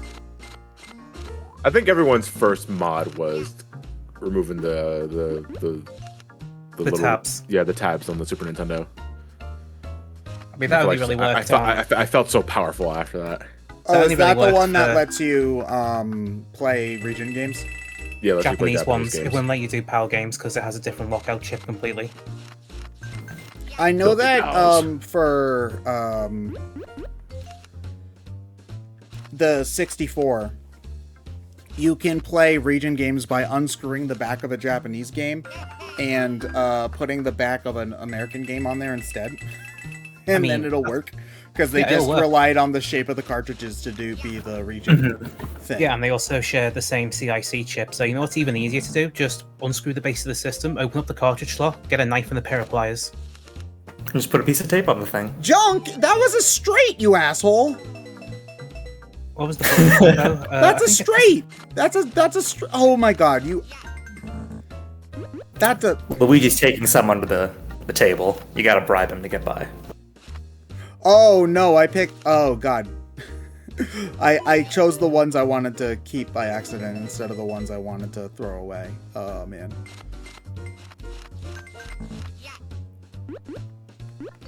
Yep, start select X and power. While the system is in sleep mode, aka put a fridge magnet on top of the buttons. It was a straight. It was all four. It was all five different faces in a row. That's what a straight is. A flush is when you have all of the same suit, but that's not possible with how these cards work. So let me think. New Super Mario Brothers. So USID is A2DE. Oh, congratulations! It's the single most pirated DS cartridge. New Super Mario Brothers, really? Yeah, a lot of bootlegs you find on the second-hand markets these days tend to use this game as the basis for the ROM header. That's interesting. I would have thought that the most... Well, I guess if it's something like that, that makes sense. I would have assumed that the most pirated game just on, like, what people would want to download the most would have been a Pokemon game.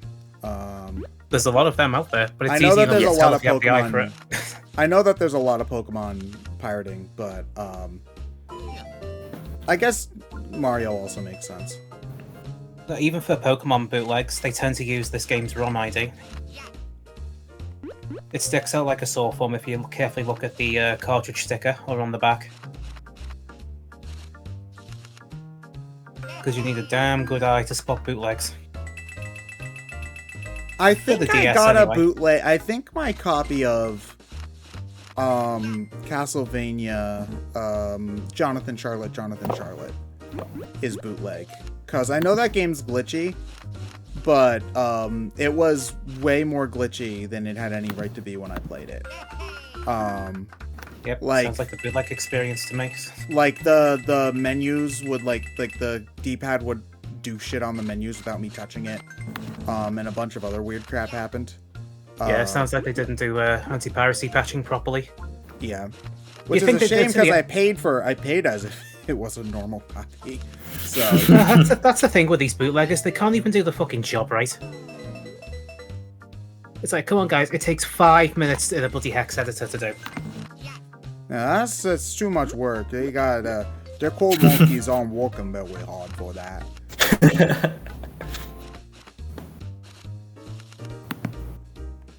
Okay, Luigi, I swear you're marking those cards. Let me see. Get a new deck, Luigi. Get a new deck. At least the 3DS lasted longer than the DSi in terms of hacking.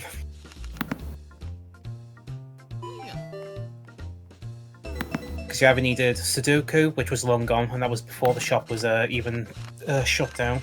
Although nowadays you can just go through using Flipnote Studio or just the basic image browser. I thought Flipnote Studio was dead. It is. Okay. But some DSIs came with it pre-installed though. Oh, okay. So just make a malicious animation in there, code execution. Yeah, you gotta make an Eiffel Tower drawing and then get Nintendo to stop supporting the software entirely. Well, first we have to do a Zen diagram with a DS in the center, and then we just have to take a certain tool to do the job. Let me just get this sledgehammer right here. Here you go. This will do it. I need to do 3DS. Your hold. Okay, homebrew so one this died. wouldn't be a straight because it's not in the right order. Because we're missing. If this star was a Luigi, it would be a straight, but it what? Well, I'm just gonna go for an entirely new hand because this one sucks. We're not the best at stitching, but don't worry, it'll fit like a glove. Oh, I don't won! take the hand. Wow. Okay, Luigi kept a one-pair hand. What kind of moron are you? Well, when I looked in the mirror when I woke up Well, this I mean, he's a afternoon- moron that's beaten you a couple of times already at this point. So maybe it's not that much of a moron.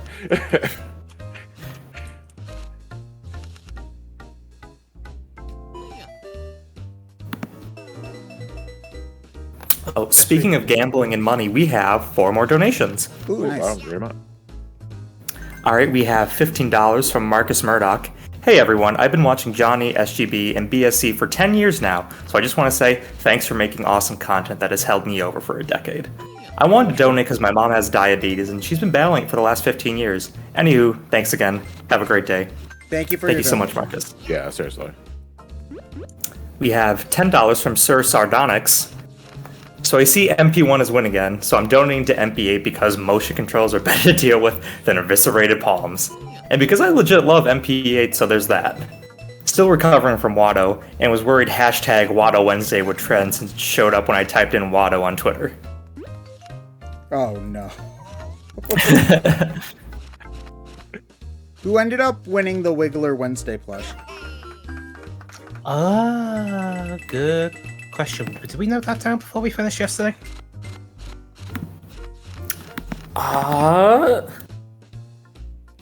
I don't remember exactly.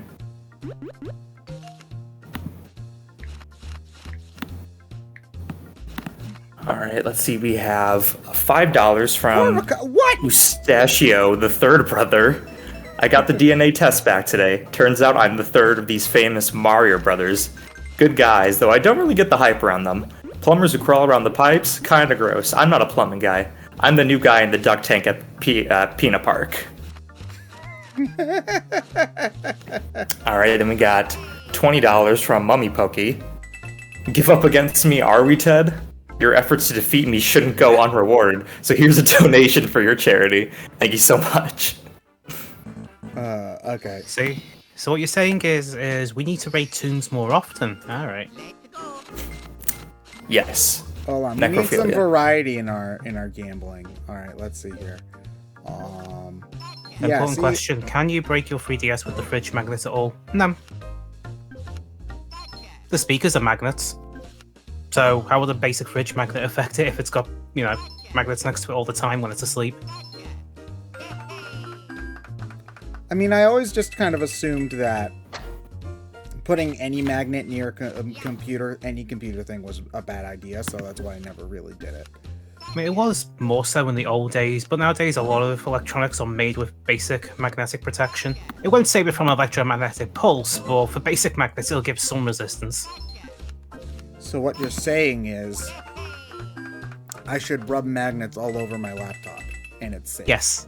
Yes? Okay. Yeah, and using that magic you will somehow gain more RAM. It's like eating mushrooms to regain battery charge. Oh, so you're saying I can download more RAM, actually? It's not Yes. a fib? Wow, okay. It's not a fib. It was not but a conspiracy theorist by those snakeheads in the tech industry. I mean, what?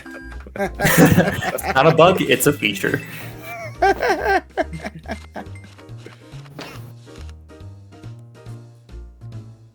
Why did they just reveal random... Why did they just reveal a whole bunch of them to me? I don't get it. I think Luigi's trying to take mercy on you. Too bad. You suck. Okay. Alright, that's enough of that.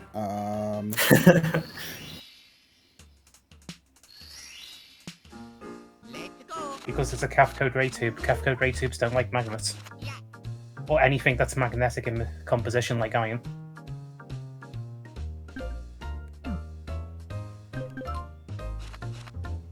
Oh, I see how it works now. Because if I do... It's like a pair. You have to get pairs and try and chain them together so that they Yeah, all but stack. you want to also set it up so that you can get... Keep it going. Yeah, keep it going, yeah. So if I do that... Oh, no. God. Like, I want to be able to try to get a big chain together. So if I do that, this will move over 2 space. Oh, God, I'm terrible at these kinds of puzzle games. The ones where you have to, like, think 4 steps ahead. That is just not how my brain really works. Oh, did I lose? Am I not... Oh, yeah, I set it up so that I can't get any, pairs, I don't think. I mean, the game will tell you if it's impossible for you to win, because it'll go, oh, you'll lose. Oh, you can go diagonal! Oh, okay, I didn't know you could go diagonal. Alright. Connect 4.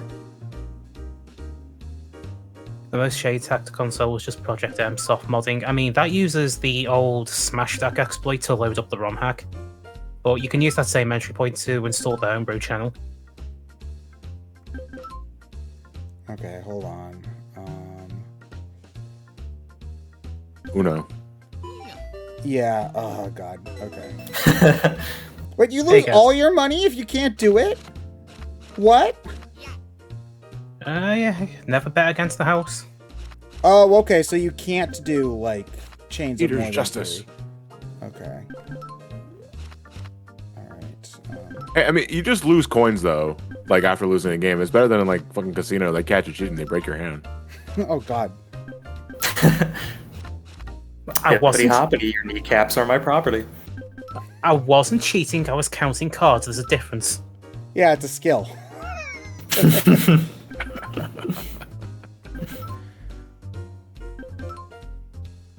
He's counting cards. Yeah, go see how much is in the deck. It's 52. Do you want to play my favorite card game? It's called 52 Pickup. Oh, damn Oh, it. yes, Catherine. I'm talking from experience. I watched a lot of Scorsese films. Oh, I'm broke. No. Actually, we owe him a coin. Oh shit! Yeah, I was gonna Now say. Luigi owns you. Yeah. He was like, now you own a blood debt. One night, I'm going to call you up, and you're going to do a favor for me, alright?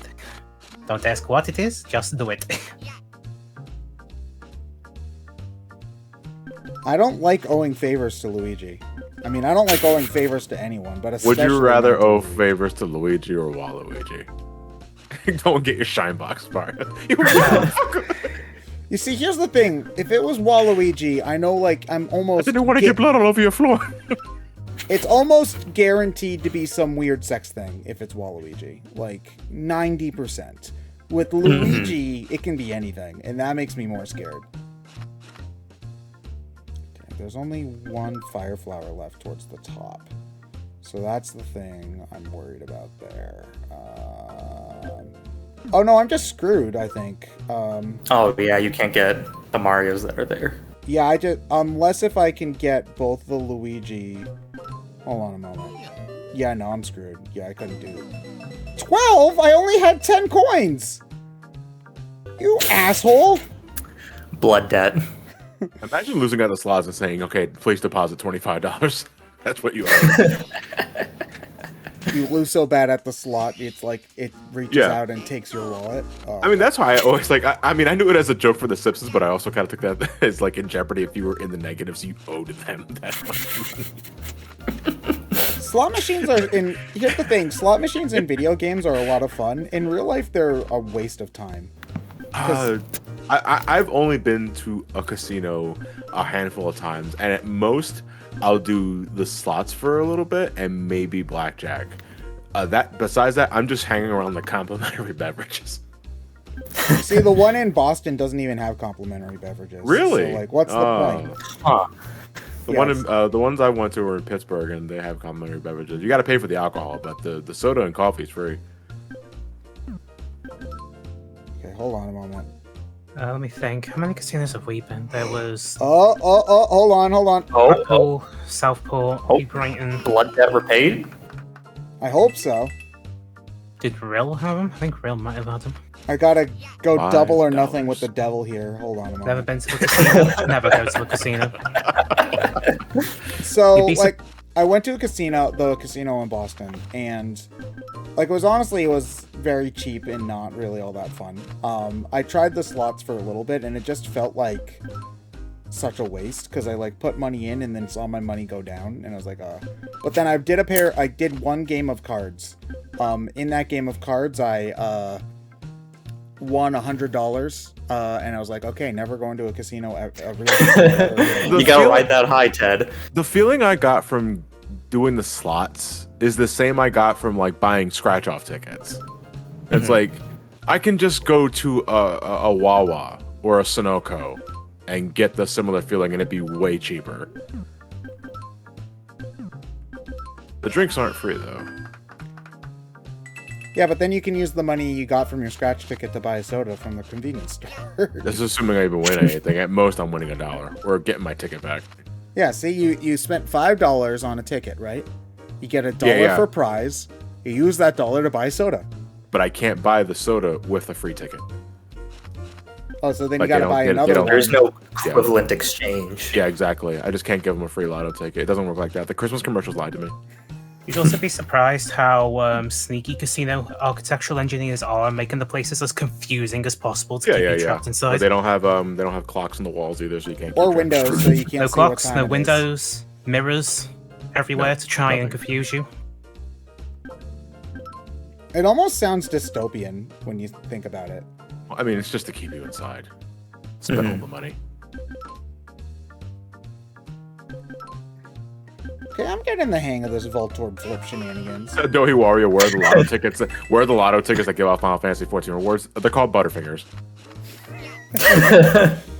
Buy a Butterfinger now for an exclusive mount in Final Fantasy XIV, the critically too. acclaimed MMO, along with the award-winning expansion Heaven's Ward. You can play it Yeah. to level 60 for free. Man, the Butterfinger said all that? Yeah, it's like on Damn. the side. It's in that really tiny Fucking print Candy's next talking to to the, me? next I gotta to do more the drugs. like the nutrition label and the warning section. It's it's written really tinily on there. I mean, that's cool, but I really want to know how many calories are in this. Damn, and free XP for Final Fantasy VII? I mean, we said we give you free experience. We didn't say how much free experience. What kind of experience? We There's haven't more figured than out one a fraction kind of a decimal experience yet. in that game. How does that even work? Unpaid internship experience. Oh, I see. Okay. Yeah, EXP stands for exposure. So Cloud just like walks up to Barrett and he's like, "All right, Cloud, you can come and join Avalanche, but only as an unpaid intern. The exposure you'll get is great for your mercenary career." You're gonna get plenty of exposure when this is all done. Now, first things first, let's sell off this random cat boy I found.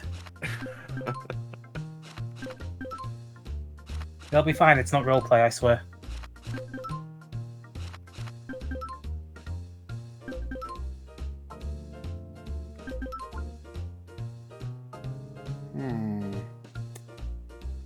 Well, I only have one possible move left, and then I'm gonna get a game over. Oh wait, no, hold on. Oh man, can we ride this high? Probably not, but we'll try. Oh yeah, no, hold on. I'm gonna do this, and then yeah, my game's closed. Okay. Yep, that's it.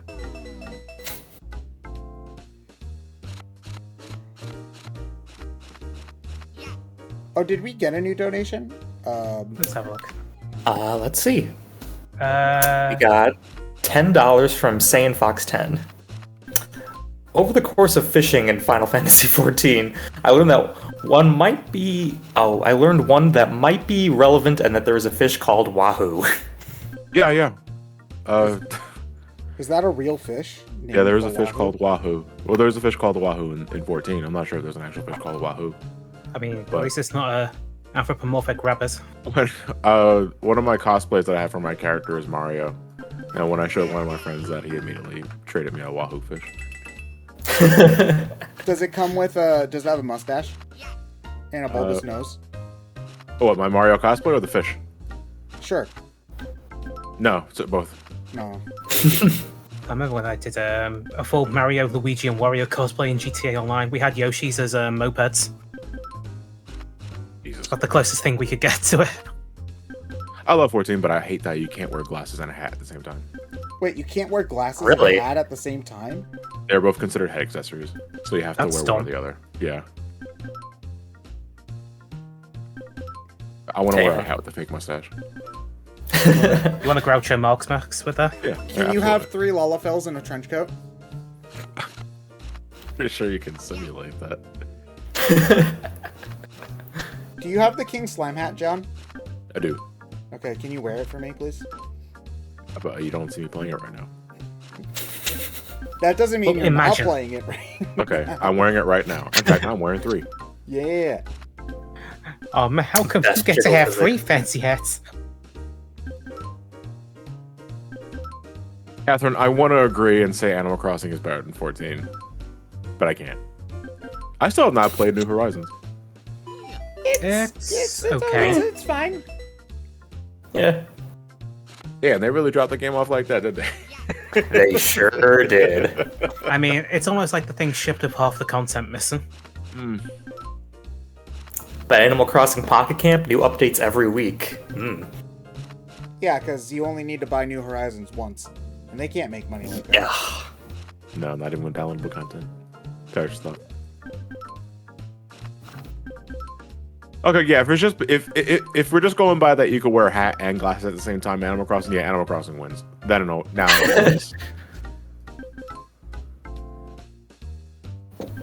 Maybe by Endwalker we'll finally be able to do it. I don't know. What? No! Yeah. Oh, sorry, I'm talking about gambling. I mean, I swear, Luigi, you're cheating me out of this, and one day you will pay. The only monster here is the monster that enslaved Ted, and I call him Gamblor. We must free him from his neon For his claws. claws. What? Legit my favorite. That's one of my favorite quotes for The Simpsons. It's a Simpsons quote. Oh, okay. Yeah, one of the best. Just that he has neon claws.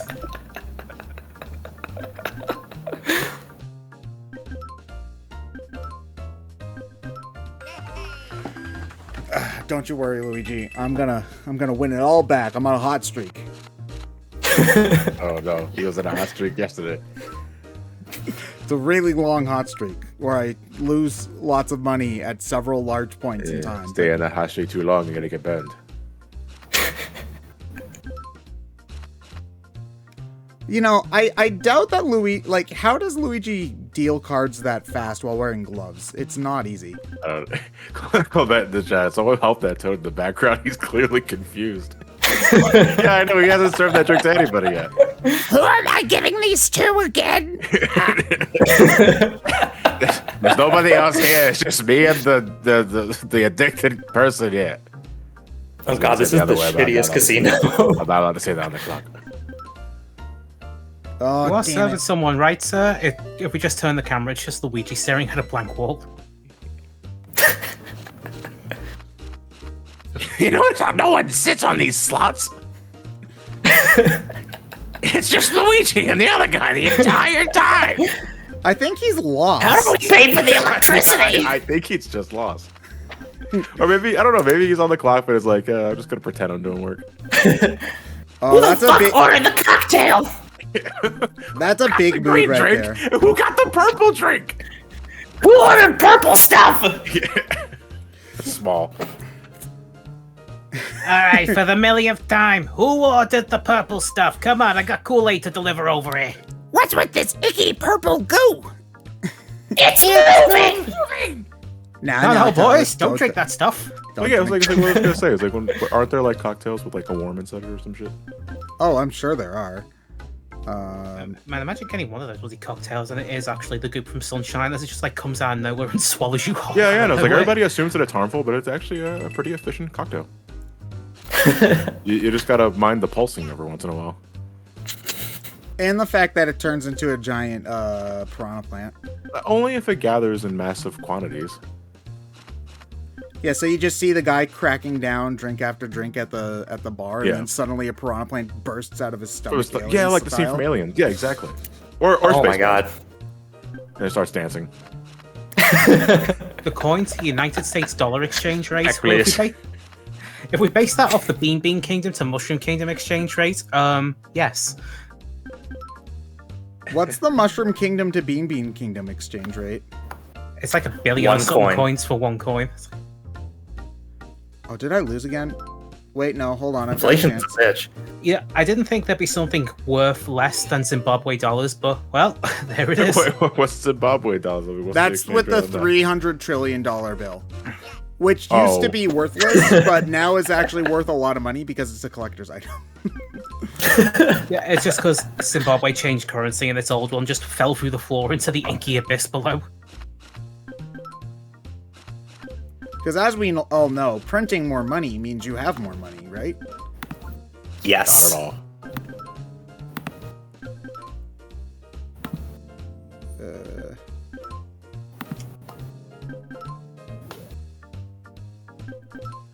So apparently one Zimbabwean dollar right now is... That's a lot of decimal points. Good God. Yeah, I was gonna say, how do you even know how to pronounce that? It's not even a cent. Let's see. That's not even a cent. Let's see. So if we round that up... Tell me, that okay, is how about roughly this? Tell us- 2.7 of a cent. How many Jesus. Zimbabwe dollars are equal to $1 US? Okay. Well, hold on. If we have a decimal here, then we need to multiply that by a certain amount. You have to do it by at least 100. So I'm gonna say 28% of a penny? No, that wouldn't mean 28 Zimbabwe dollars is equal to a penny. No, it's Just equal to a look penny. up the Yeah. currency exchange. Just put in $1, $1 US. No, I don't want to. No. I want to beat this. Okay. You know what? I've done stupider things in my time, so. Links are disabled as a gamer for the charity stream. Unless you're a moderator. Unless you're a moderator, yeah. Sorry about that. Or Nightbot. Yeah, or Nightbot, yeah. But I think Nightbot has to be a moderator for it to work. Yes. And the last time we tried configurating a Nightbot, it sort of decimated Linky's channel, so I had to take it out back and shotgun it. It got better. Think of Well- the rabbits, Nightbot. Think of the rabbits. That's what I told the officials anyway. They never did find the body. Alright, so if it's currently 0.07, so if I times that, and then... Okay, So that's 1,000 penny. Zimbabwe dollars is $2 US dollars. Jeez. I'm roughly working out that $1 US would be around 362 Zimbabwean dollars. It's 361. Close to 362 Zimbabwe dollars is the equivalent of a dollar. I just Yeah, rounded geez, up, that's- honestly. Good God. That I think that is like Jeez. the. I think the case These aren't studies. worth the paper they're printed on. Well, that was the case in Germany after World War II. Was that the paper was the money was so overinflated that people used it to burn for warmth and to wallpaper because it was cheaper than wallpaper or heating fire. Jeez. I think Zimbabwe interrupt. is the modern day example of that. Sorry to interrupt the thing. Cora's asking if there's room for another Kokon. I mean, I'm heading out soon, so Yeah, I think By all we're means. probably going to call it a night after one more round of gambling. It's okay. We're gonna get Luigi. Don't you worry. We're gonna show him who's boss. I don't think that the next stream will start until An 3 hour. as normal. It depends. You'd have to talk to them. But stupid Luigi. I don't want to do any gambling anymore. It's a stupid game. I don't even like it. But anyway, thank you everybody so much for joining us. Do we have any last second donations? Let's see here. Let's we see. got $15 1 minute ago from Smashmania. Hey, here's 15 bones to spend on charity, gambling, or even gambling. Always remember, accumulating soul-crushing debt is always fun if Luigi's in the room. Thank you so much. All right. Oh, Caro, I'm so sorry. You were totally welcome to join. I didn't see this until the last second. Oh no, I'm so sorry. But we're ending now, so I guess you're not allowed anymore because nobody's allowed because we're ending. Okay, I'm gonna turn off the stream. All right, night everybody.